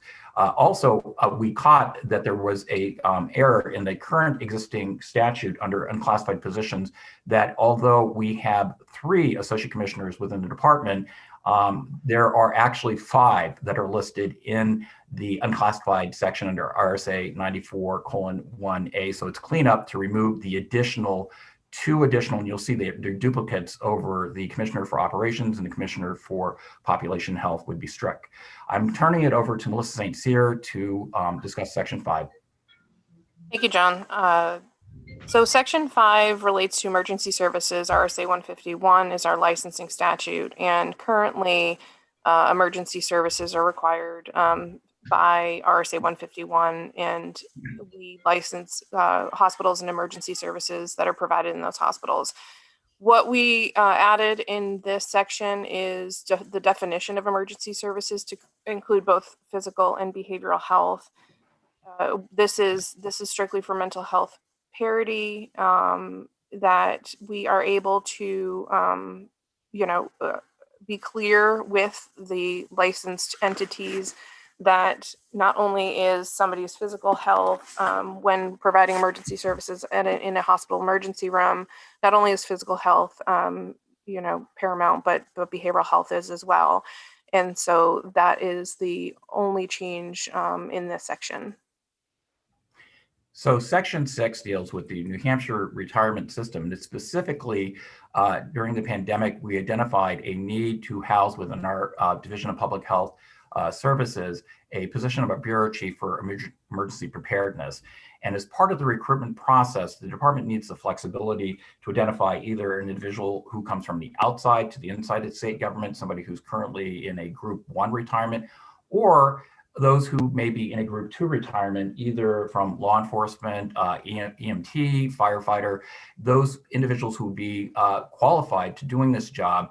And so to encourage that, we just need to make sure that if we do end up hiring, recruiting an individual who's under Group 2, that there's no disincentive to applying for the position, because under current law, they would lose their Group 2 status. This would just allow, in the event that we were to recruit someone from Group 2, that they would continue to have their Group 2 retirement. There are going to be 2 other sections that we're going to touch upon here that are identical to this. They're just touching on the various statutes that touch on the retirement system.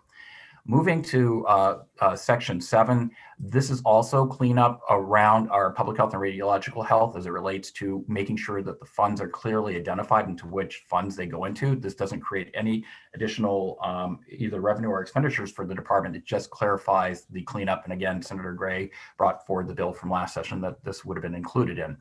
The next item relative to the Office of Ombudsman, you're probably aware the Office of Ombudsman provides services to clients if they have issues in navigating either concerns or problems within the management of their services with the department. There's also a provision in there that relates to employees. This law obviously was enacted many, many years ago. There's currently in place a structure for due process and to work with personnel through the HR process, through the personnel appeals board and others. So having this second item out here for under the duties of ombudsman creates some confusion as to, and we just want to create clarity in terms of the existing process to deal with human resources issues. The next one actually was brought up, and I'm going to ask Griffin if you would please so kindly bring in Attorney Molly Lynch and also Melissa Hatfield. You heard a bill earlier this morning, Senate Bill 152, and Elliot Berry, Attorney Berry, commented that he had seen legislation that was deleting the language around the Housing Security Guarantee Program. And it's in fact this bill, Section 11, that he's referring to.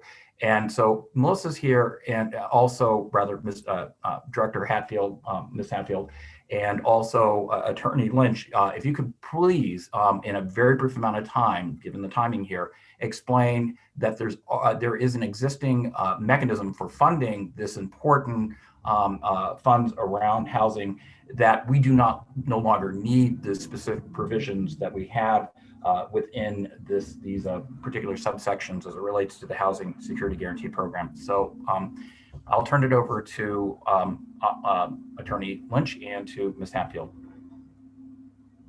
This is Melissa Hatfield. I can address this one. We absolutely do not want to end these services, the security deposit and first month's rent assistance. We just would like to change how we administer them.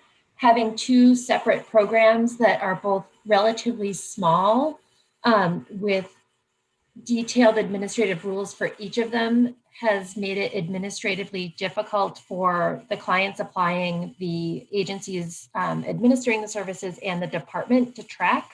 We would like to roll these into an existing program that we already have, make that more flexible so that it can be a more holistic program for any household that is in need of assistance to help them achieve housing stability. Great. So Ms. Hatfield will be available for any questions to the committee, as well as any of the advocates out there, to explain how we do have a process in place that we're heading into so that the deletion of this section will not create any issues. And in fact, it clarifies our process that we're heading into. Section 10, I jumped over that quickly. Again, that one we talked about earlier regarding recruitment for the Bureau Chief for Emergency Preparedness.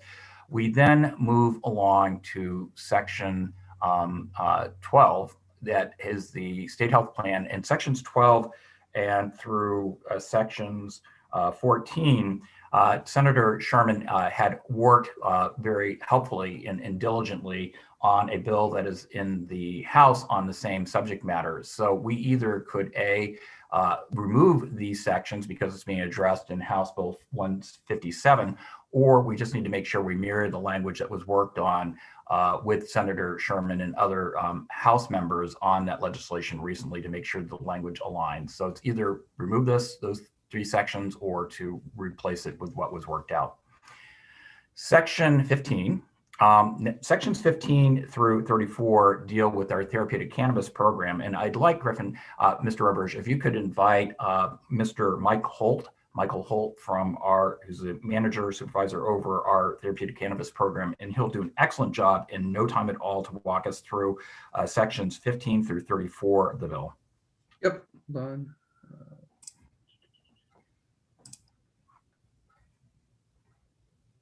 Hello, my name is Michael Holt. I'm the administrator of the Therapeutic Cannabis Program. Thanks for the opportunity to talk about this bill. The sections of this bill that John related, sections 15 through 34, would make a number of changes to the therapeutic cannabis law. As John said, most of these changes were proposed last session and were tabled. The changes in large part are in response to a performance audit of the Therapeutic Cannabis Program conducted by LBA in 2019. The LBA recommended that the department reduce burden for patients and caregivers, streamline and simplify administrative processes for applying to the program, and seek legislation. So this legislation is in large part a response to that LBA audit recommendation. I'd like to highlight the 4 primary policy proposals. There's a number of technical edits in this bill, but I want to focus on the 4 policy proposals. The first policy proposal would allow medical providers to certify their patients for the program for up to 3 years at a time. The current duration of a provider's certification is 1 year. This bill would not mandate a 3-year certification. Rather, it would allow providers the medical discretion necessary to issue a longer duration certifications when appropriate. I just want to note that we've identified a section of law that is not included in this bill, but which is necessary for the proper implementation of this proposal. And we intend to work with you, Senator Bradley, on this necessary amendment. The second policy proposal in this bill would increase patient access to the state's alternative treatment centers. Currently, there are only 5 ATC dispensary locations throughout the entire state, and patients are restricted to accessing only 1 ATC at a time. This legislation would allow patients to access all the ATCs in the state at any time. The third policy proposal would allow authorized employees of the department to possess and transport therapeutic cannabis for inspection, investigation, and regulatory compliance purposes. Currently, the department staff are not permitted to conduct these activities on cannabis products without the regulated entity, the ATCs, maintaining control of the products being inspected. So this bill would allow authorized department staff to identify cannabis products at the dispensary or cultivation facility for quality control purposes and illegally transport those products to a testing laboratory in the state. The last I want to highlight is a technical change to better align and remove conflicts between 2 chapters of state law. This is a new proposal this year, which builds on work from last session related to youth access to tobacco products, also called Tobacco 21. So what this bill would do would create an exception within RSA 126K, youth access to and use of tobacco products law relative to the therapeutic use of cannabis. It establishes that the youth tobacco law does not apply to registered patients and caregivers of the therapeutic cannabis program, nor would it apply to the state's licensed alternative treatment centers. And this chapter-wide exception is necessary because the therapeutic cannabis law allows people under 21 years of age to be patients in the program, and because the ATCs dispense products and accessories that overlap with products that are regulated by the youth tobacco law. That concludes testimony. I welcome any questions. Thank you very much. And Mr. Roberge, that will take us to at the top of page 8, and that will get us to section 35 of the legislation. So thank you, Mr. Holt. So section 35, I'm going to invite Director Henry Lippman, our Medicaid director, to come on in the call. This is probably the heart of a very critical part of the bill that we need to go forward. We have been in communication recently with New Hampshire Hospital Association, certainly working with them also on this very, very important piece. So Director Lippman. Sure, thank you. Good morning, committee members and chairman. I'll be brief. I have 3 quick points on this item.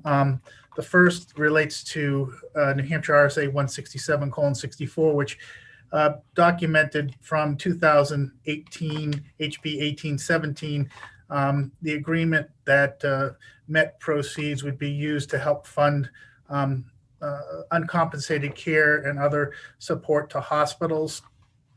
The purpose of this edit to the legislation is to fulfill an obligation. Back in 18, it was anticipated that it might not always be the case that the monies could be used to fund DISH, that they potentially would need to be used to fund directed payments or rates, that there would otherwise would need to be options. It's come to pass that that's needed. And sort of part 2 of what I wanted to relate is under the Granted Advantage Healthcare Program, RSA 126:A3, there are specific sources of funds that can be used and associated with Granted Advantage Healthcare Program individuals. So in order to fulfill the obligations under RSA 167-64, the department needs the flexibility to use MET proceeds that otherwise would have funded all of DISH, which we can't put all of that money into DISH anymore because of federal changes, that we have the flexibility to fulfill the obligation by using MET proceeds to the extent, and only to the extent, that they're needed to fulfill the obligations under the RSA 167:64. And finally, on line 8, there's a Scribner's error there. F after the citation there, RSA 167:64. That F is an extraneous F. It should be removed. And let me stop there and see if there are any questions. So, Mr. Roberge, I'm keeping track of the Scribner's errors and other minor adjustments. I'll be working certainly with you, the committee, and Senator Bradley for preparation of any clarifying amendment prior to the executive session. So thank you, Mr. Lippman. And if you just would hold on in case there are questions at the end of this. So turning it over to Attorney St. Cyr on section 36. Thank you. RSA 135C speaks to our contracting with our community mental health centers, our community mental health programs. And this amendment asks for housing and other services to be provided in the continuum of care to be included in that contract. Obviously, for the department, it is very important when providing mental health to adults and children in the state that we ensure that the continuum of care is provided for, and that we want to ensure contracts reflect that need. One of our biggest barriers to discharge from inpatient mental health settings is appropriate affordable housing, including housing and other areas that are necessary to meet the client's needs in our contracts. That will ensure that the continuum of care is provided for, and that is the reason for this amendment. Thank you. Thank you. Section 37 is also cleaning up legislation around dedicated funds. You'll see we struck the last sentence that the mosquito fund at the close of the state fiscal year back on June 30th, 2009 should lapse. Obviously, past that time, the fund is still in existence, so we're just cleaning it up by removing that language. The sections 38, 39, and 40 all relate to the dedicated non-lapsing fund cleanup that we previously discussed. And we do have folks from public health who are available to answer questions around those sections. But this is essentially, that was part of the bill from last session as well that passed out of the Senate, or was in the process of passing. Food service licensure, moving along, it's in the same category for section 40, 41. Section 41, dealing with the nursing home administrator patient account. This is an item from our estate recovery unit. Janelle Malaysian is on the call here, but due to timing, if there's questions, we'll certainly bring her in. But it's to look at changing the jurisdictional amount for estates that have minimal amounts from $5,000 to $10,000. You're going to see this reflected throughout this. There's the section here under the 151A. You'll see another section under the guardianship, as well as the abandoned property sections as we work our way through the bill. Attorney Janelle Malaysian did work with the private bar around this, and certainly it's a very thoughtful piece of legislation that will help not only the department, but also folks out there through the probate process. So we have now the repeal of 43, section 43 and 44. This is also part of, the department is going through the process in addition to these dedicated non-lapsing accounts. We're going through the process right now, headed by Meredith Toulouse, and also with Teresa Christensen in our agency. And I believe Teresa is with us on the call, as well as other programmatic people, folks. But essentially, we're removing outdated or duplicate reporting requirements within the department. The first of which you'll see there is relative to section 43, relative to inner reporting on utilization of non-nursing home services. I do have people available who can explain what we're currently getting for information and how this section is no longer needed.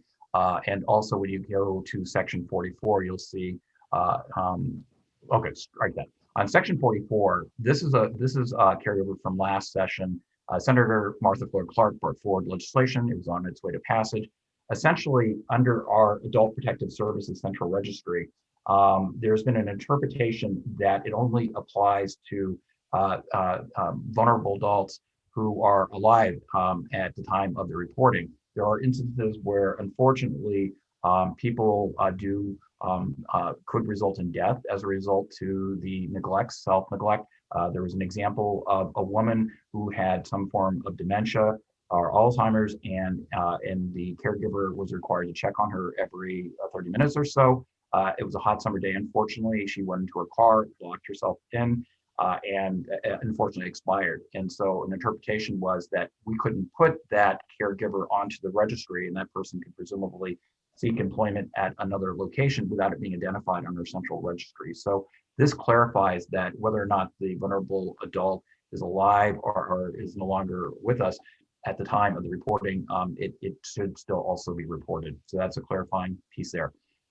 Section 45 is the additional repeals of outdated, redundant, or duplicate reporting requirements. And you can see the list there, the inner report on review of homemaker services regarding HCPCS and ECI. The next one is relative to liability for support and reimbursement from the state. And Senator Gray, you'll probably recognize that this is one that you've assisted the department with in the past, and I know you can certainly speak volumes about what that section does as it relates to the ability of municipalities to a cap of $100,000 to seek recovery from the department if they'd expended cash assistance to a resident, and there's a delay in the state providing their going through their application so they can get their assistance. So I'm moving along, trying to very much to keep us in our time frame. Section 46 deals with aid to person expensive general. So this here, you'll see, it relates to the prior section. It's just deleting if we're going to be repealing RSA 16520E. You'll see on line 23 that we also have to make corresponding deletion within the reference in that other statute. Section 47, public assistance, financial disclosure of applicants and recipients. This is one also that's a reporting requirement that we're seeking to have removed from the statute as being unnecessary and redundant. Then it brings us to section 48 on the next page. Griffin, thank you so much. And Senator Gray, you probably recognize that you had a hearing today on the exact same language that's in this section, section 48 in Senate Bill 143, heard before the ED&A committee in part 2 as part of the omnibus bill of agency requested legislation. And what we could do here is just either at your direction, either we could remove the section and just have everything go forward in the other bill under section Senate Bill 143, part 2 of that bill, or we could just make sure that any amendments to the other bill are also correspondingly made with this one. We look forward to working with folks at the New Hampshire Legal Assistance to seek input from them and any refinement of the language, and I certainly appreciate Mr. Penny. All right, take care. Bye. All right, so that takes us to section 49 of the bill. Now, interestingly enough, there's actually the exact same section of the bill in section 64. And I have attorney Rebecca Ross from the division. She's our legislative liaison and general counsel for the Division of Children, Youth, and Family. And she can actually take us through this section, plus the largest section of the bill, which deals with the, starting at section 51, dealing with the interstate compact for the placement of children. So Mr. Roberts, if you could bring Attorney Ross in, that would be great.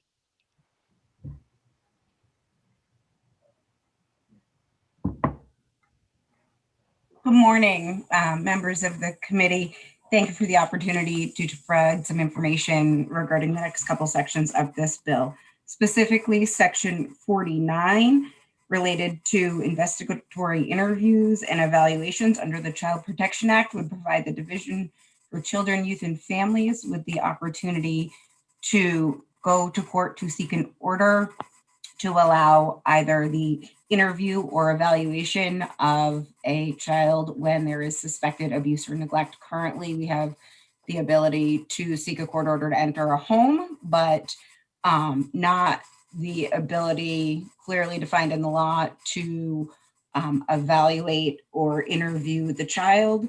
This has become even more of a concern in the times of COVID, where if we are not able to interview a child in school in a public setting, then we have no ability to continue to investigate abuse or neglect if we are unable to speak with them while children are home. We are seeing them less. They are not in the places where we are able to do evaluations. And this would allow the courts in those cases where there's concern to be able to issue an order allowing that interview or evaluation. Section 50 of the bill, which is an amendment to the Central Registry of Abuse and Neglect Findings, adds one more section. Last year, we added a number of sections to ensure that providers of services under child protection, CHINS, delinquency, and mental health services could check their employees under the Department's Abuse and Neglect Registry. This adds 171A to allow providers in the DD or developmental disability community to also check their employees who are serving a vulnerable population.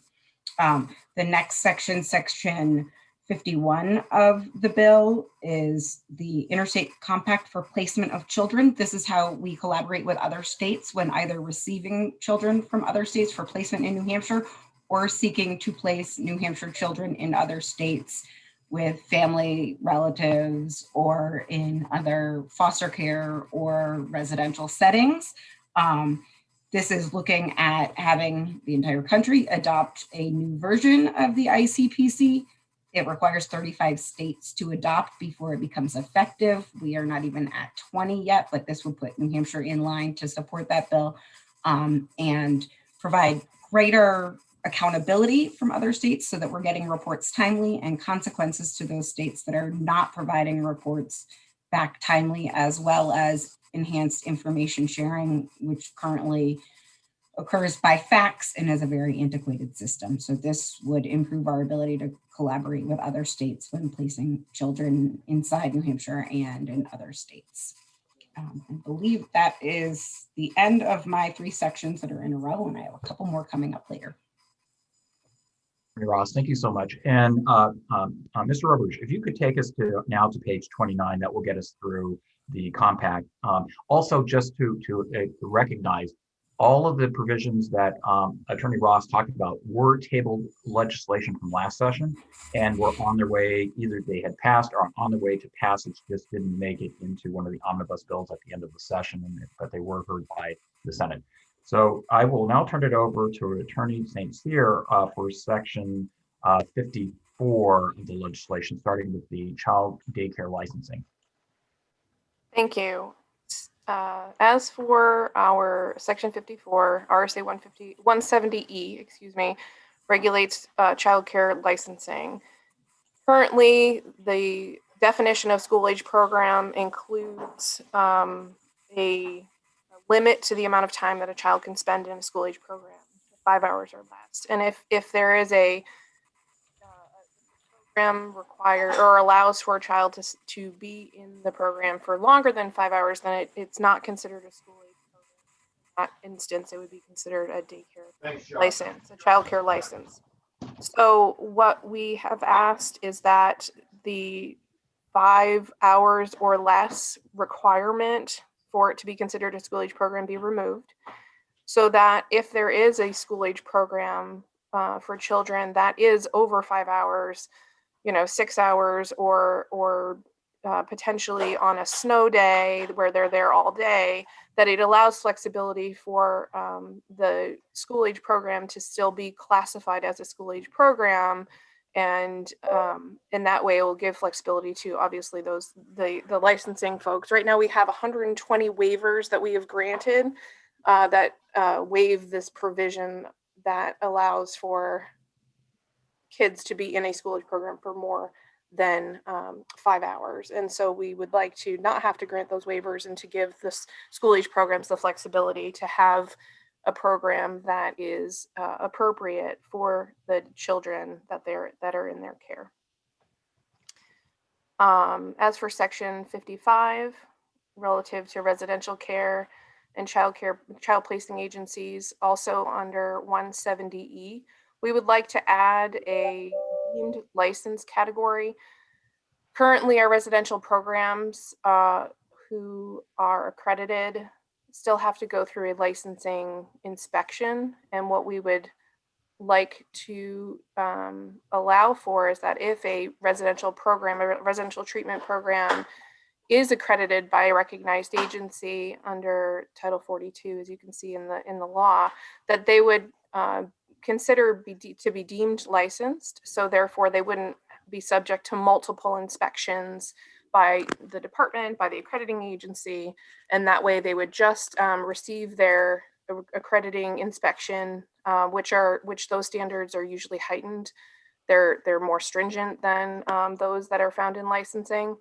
And they would go through that inspection, become accredited, and once they receive that accreditation, they would only have to go through an annual license. Every 3-year licensing inspection, so that we could renew their license. And then also, if we received any complaints, we would still allow for the department to go out and inspect the licensee. But this is a benefit to those who will want to seek accreditation, to not have to go through multiple inspections. As for sections 56 and 57, these are around camp licensure. Currently, the statute allows for auto injectors of epinephrine, and then in section 57 is also asthma inhalers, to be located in a nurse's office or a similarly accessible location. In a camp, you can imagine that children are not always present or near a nurse's office. And obviously, if somebody needs an epinephrine auto-injector or an asthma inhaler, they need to be administered that medicine immediately. So this requirement takes away the ability for it to be in the nurse's office, and basically just states that it needs to be immediately accessible in the recreation camp, with the recreation camp staff caring for the children. And this obviously is just a safety concern, and so we ask that you move forward with this legislation as well. Thank you.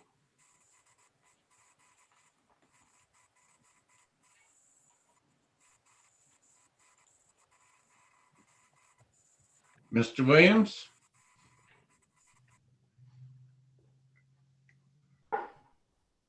Thank you so much. Yes, so Attorney St. Cyr, if you would please just reference back on the previous page, and Griffin, if you could just roll up to line 28. There's just a minor Scribner's error that just needs to be corrected, where you see on line 28 where it says 4 years to 11 months, it should be 8 months. Yes, thank you, John, for reminding me. The 4 years, 11 months, we need that to change to 4 years and 8 months. And the reason is that we believe that it's appropriate and should be that children who are going into kindergarten should be able to enroll the summer prior to them going into kindergarten, that they should be able to enroll in a school age program prior to their enrollment in kindergarten. It's just, so it just walks it back 3 months to allow for that. So John, we need to move on. Thank you so much. So that takes us to section 58, and this is a section, if you have questions, that Attorney Ross will be available, but it's creating a peer support structure within our agency, and it provides confidentiality so people can get the needed services they need. So moving along from this section, it was part of a bill from last session that was successfully moving its way through the process. Griffin, that will take us to the next section, please. Right, so stopping there, this deals with the procurement model within the department as it relates to DCYF. Again, this was an item that we had from last session, and Attorney Ross will be available later to explain the details of that, given the time of only having 8 more minutes to review the entirety of this legislation. Section 60, that repeal, that also is part of our cleanup for annual reports. And then moving on to sections 61, I'll just invite Attorney St. Cyr, please, to walk the committee through these sections, because they relate to an item as passed by the House that was worked on collaboratively with the Disabilities Rights Center. Thank you. So yes, RSA 171A details our funding mechanisms for our wait list for our developmental disabled clients. We worked with the Disability Rights Center to allow for funding for persons 18 to 21 years old who are still in school, because currently our statute doesn't allow that for those who are still in school to receive developmental services. And so this would allow for those who are aged 18 to 21 who need developmental services that are not the responsibility of another state agency or department to receive services such as potentially housing services and all 61 and 62 and 63 all relate to this one issue. So that's what those three sections are attempting. So section 64, this is the duplicate that Attorney Ross talked about regarding the interviews and evaluations. So we would recommend just deleting this one and keeping the original one that was in earlier section, I believe 49 of the bill. We'll get to Mr. Roberge, all these edits and changes as soon as possible.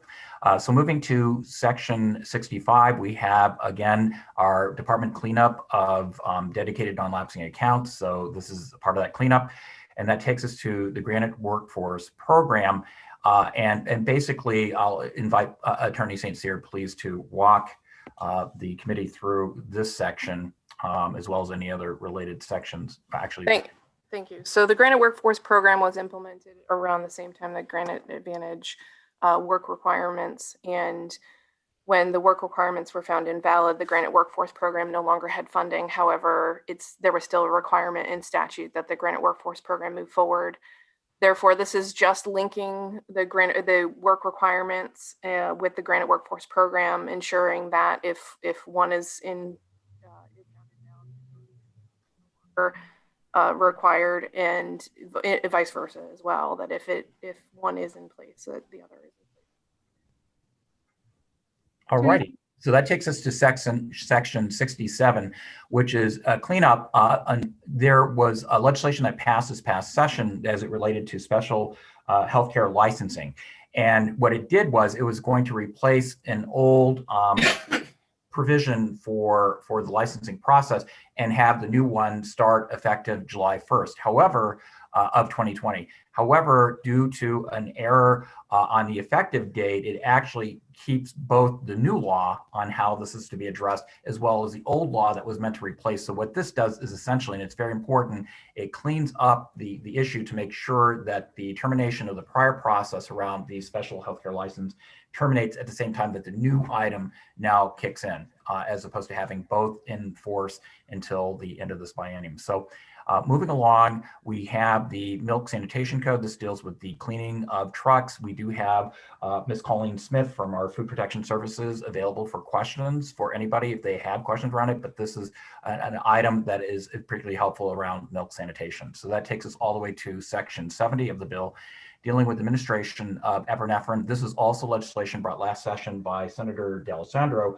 and at our request, and we worked with the Office of Professional Licensure and Certification. As you're probably aware, the administration of the EpiPens, that there's laws as it relates to K through 12. There's also post-secondary and universities. This section had the department charged with regulating or providing guidance as it relates to those settings such as Appalachian Mountain Club or camp type settings or whatever. So their OPLC agrees that this is really for the Board of Medicine, and this basically now houses this important program with the Office of Professional Licensure Certification and the Board of Medicine. So moving along, and then the second section you'll see as we go along here relates to this same provision, the same bill.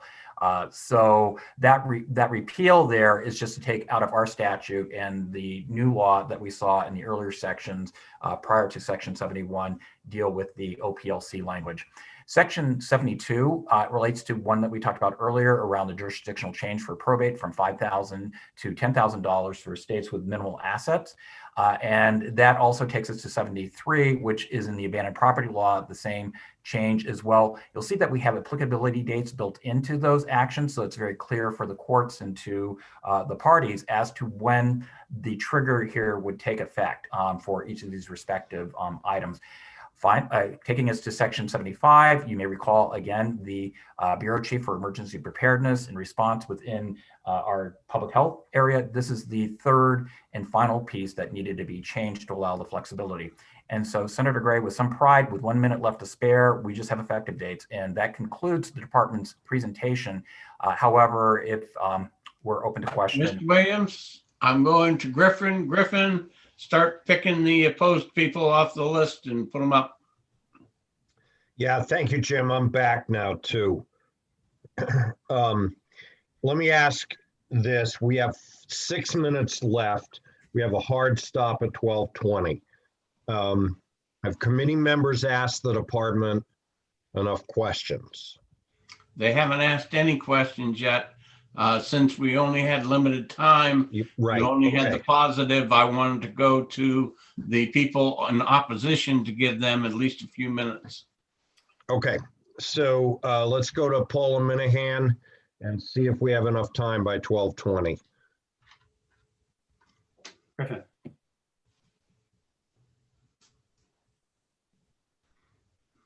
Good afternoon, Senator. Can you hear me? Yep. Good afternoon. For the record, Paula Minahan, New Hampshire Hospital Association, representing all our hospitals. We are concerned about one sentence. So if you could skip to page 2, lines 1, 2, and 3, that Attorney St. Cyr referenced relative to licensing under the health facility licensing, adding one sentence, which we believe, first of all, we were not consulted about this sentence. We believe it has potentially significant implications to our members. We do not agree that this is appropriate as a condition of licensure. We don't even understand exactly what this means. I heard her testimony relative to mental health parity. I don't think in the context of an emergency room and licensure that actually is an applicable reference. EMTALA is a federal law, the Emergency Medical Treatment and Labor Act, a federal law that all hospitals adhere to. And we do not really understand or believe that this is appropriate. And we're just asking that sentence be removed from this bill. And that I'm happy to answer any questions, but that's all I wanted to mention today. Thank you. Okay, so Paula, what I'd suggest, I mean, we're not going to take any action on this bill before the break. So you've got a chance to work with the department on that section. Great, thank you. So seeing no other questions of Paula Minahan, Mr. Couture, do we have enough time to squeeze you in before our hard stop or not? Yes. Hi. Oh, I'm sorry. Ms. Couture. That's okay. Thank you, Senator Bradley and the other members of the committee. I appreciate having the opportunity to speak on this. I am the president and CEO of Seacoast Mental Health Center, and I'm here today representing the New Hampshire Community Behavioral Health Association. And I am speaking regarding section 36, which adds housing as a minimum required service of a community mental health program in RSA 135C7. We have some concerns about the language that has been inserted here and are requesting that your committee carefully consider several points before proceeding with this section of the omnibus bill. The community mental health centers are already working with the state on the issue of housing. Many of us currently provide housing either through community residences or supportive housing. And last month, we sent a letter to the Commissioner of the Department of Health and Human Services with a specific request to discuss and partner with DHHS on this issue. But we need clarity, particularly regarding funding, before there's any new statutory requirement for additional community mental health services to be enacted. Currently, HEM 403 outlines requirements of the community mental health centers and community mental health providers in New Hampshire. HEM 4030610 states that we need to collaborate with state and local housing agencies and providers to promote access to existing housing and the development of housing for persons with mental illness, including home ownership and rental options. Adding the proposed language into law raises a number of questions. Do the regions who already have housing of any type meet the standard? What type of housing are they looking for? How will this be funded? We collaborate with state and local agencies each and every day in every region of this state, including Community Mental Health Center's facilitation of the Housing Bridge Subsidy Program in our region. The broader issues of the lack of affordable housing and low vacancy rate were front page news in yesterday's Portsmouth Herald. Simply adding this language to the statute will not make housing available. This requires both clarity and permanent sustainable funding that has not yet been identified. So I thank you for the opportunity to speak here today. We stand ready to work with you, the governor's office, and the Department of Health and Human Services on housing for the population that we serve. Thank you. So, Ms. Quetcher, I'd say the same thing to you as I did to Paula. Work with John Williams of the department over the break next week, okay? Okay, great. Thank you so much. So Griffin, do we have anybody else? I did not have anybody signed up wishing to speak on this bill. I do not see any other hands at this time. All right, so in that case, we've. Oh, I'm sorry. I do see Senator Avard has his hand raised. Senator, Kevin, do you want to raise your hand? Yeah, just real quick. I don't like section 51 and I'll leave it at that. Okay. All right, so I think we've been able to conclude the hearing. I don't think we'll have to have an addendum calendar. I'll have a little bit more flexibility than I otherwise might when we take this up in executive session in terms of hearing from folks. So we're slated for, I believe it's 1:30 tomorrow. We've got 3 pretty significant bills. I hope we should be able to take action on Senator Whitley's bill 57, Senator Prentice's bill 32, and maybe Senator Gray's bill on affordable housing tomorrow. So just be prepared for a long afternoon, okay? All right. We need a motion to come to adjourn because we're not in executive session. So moved. All right, so Senator Gray has moved, Senator Sherman has seconded. Senator Avard? Aye. Senator Sherman? I thought that was an aye. It's an aye. Senator Whitley? Yes. Senator Gray? Yes.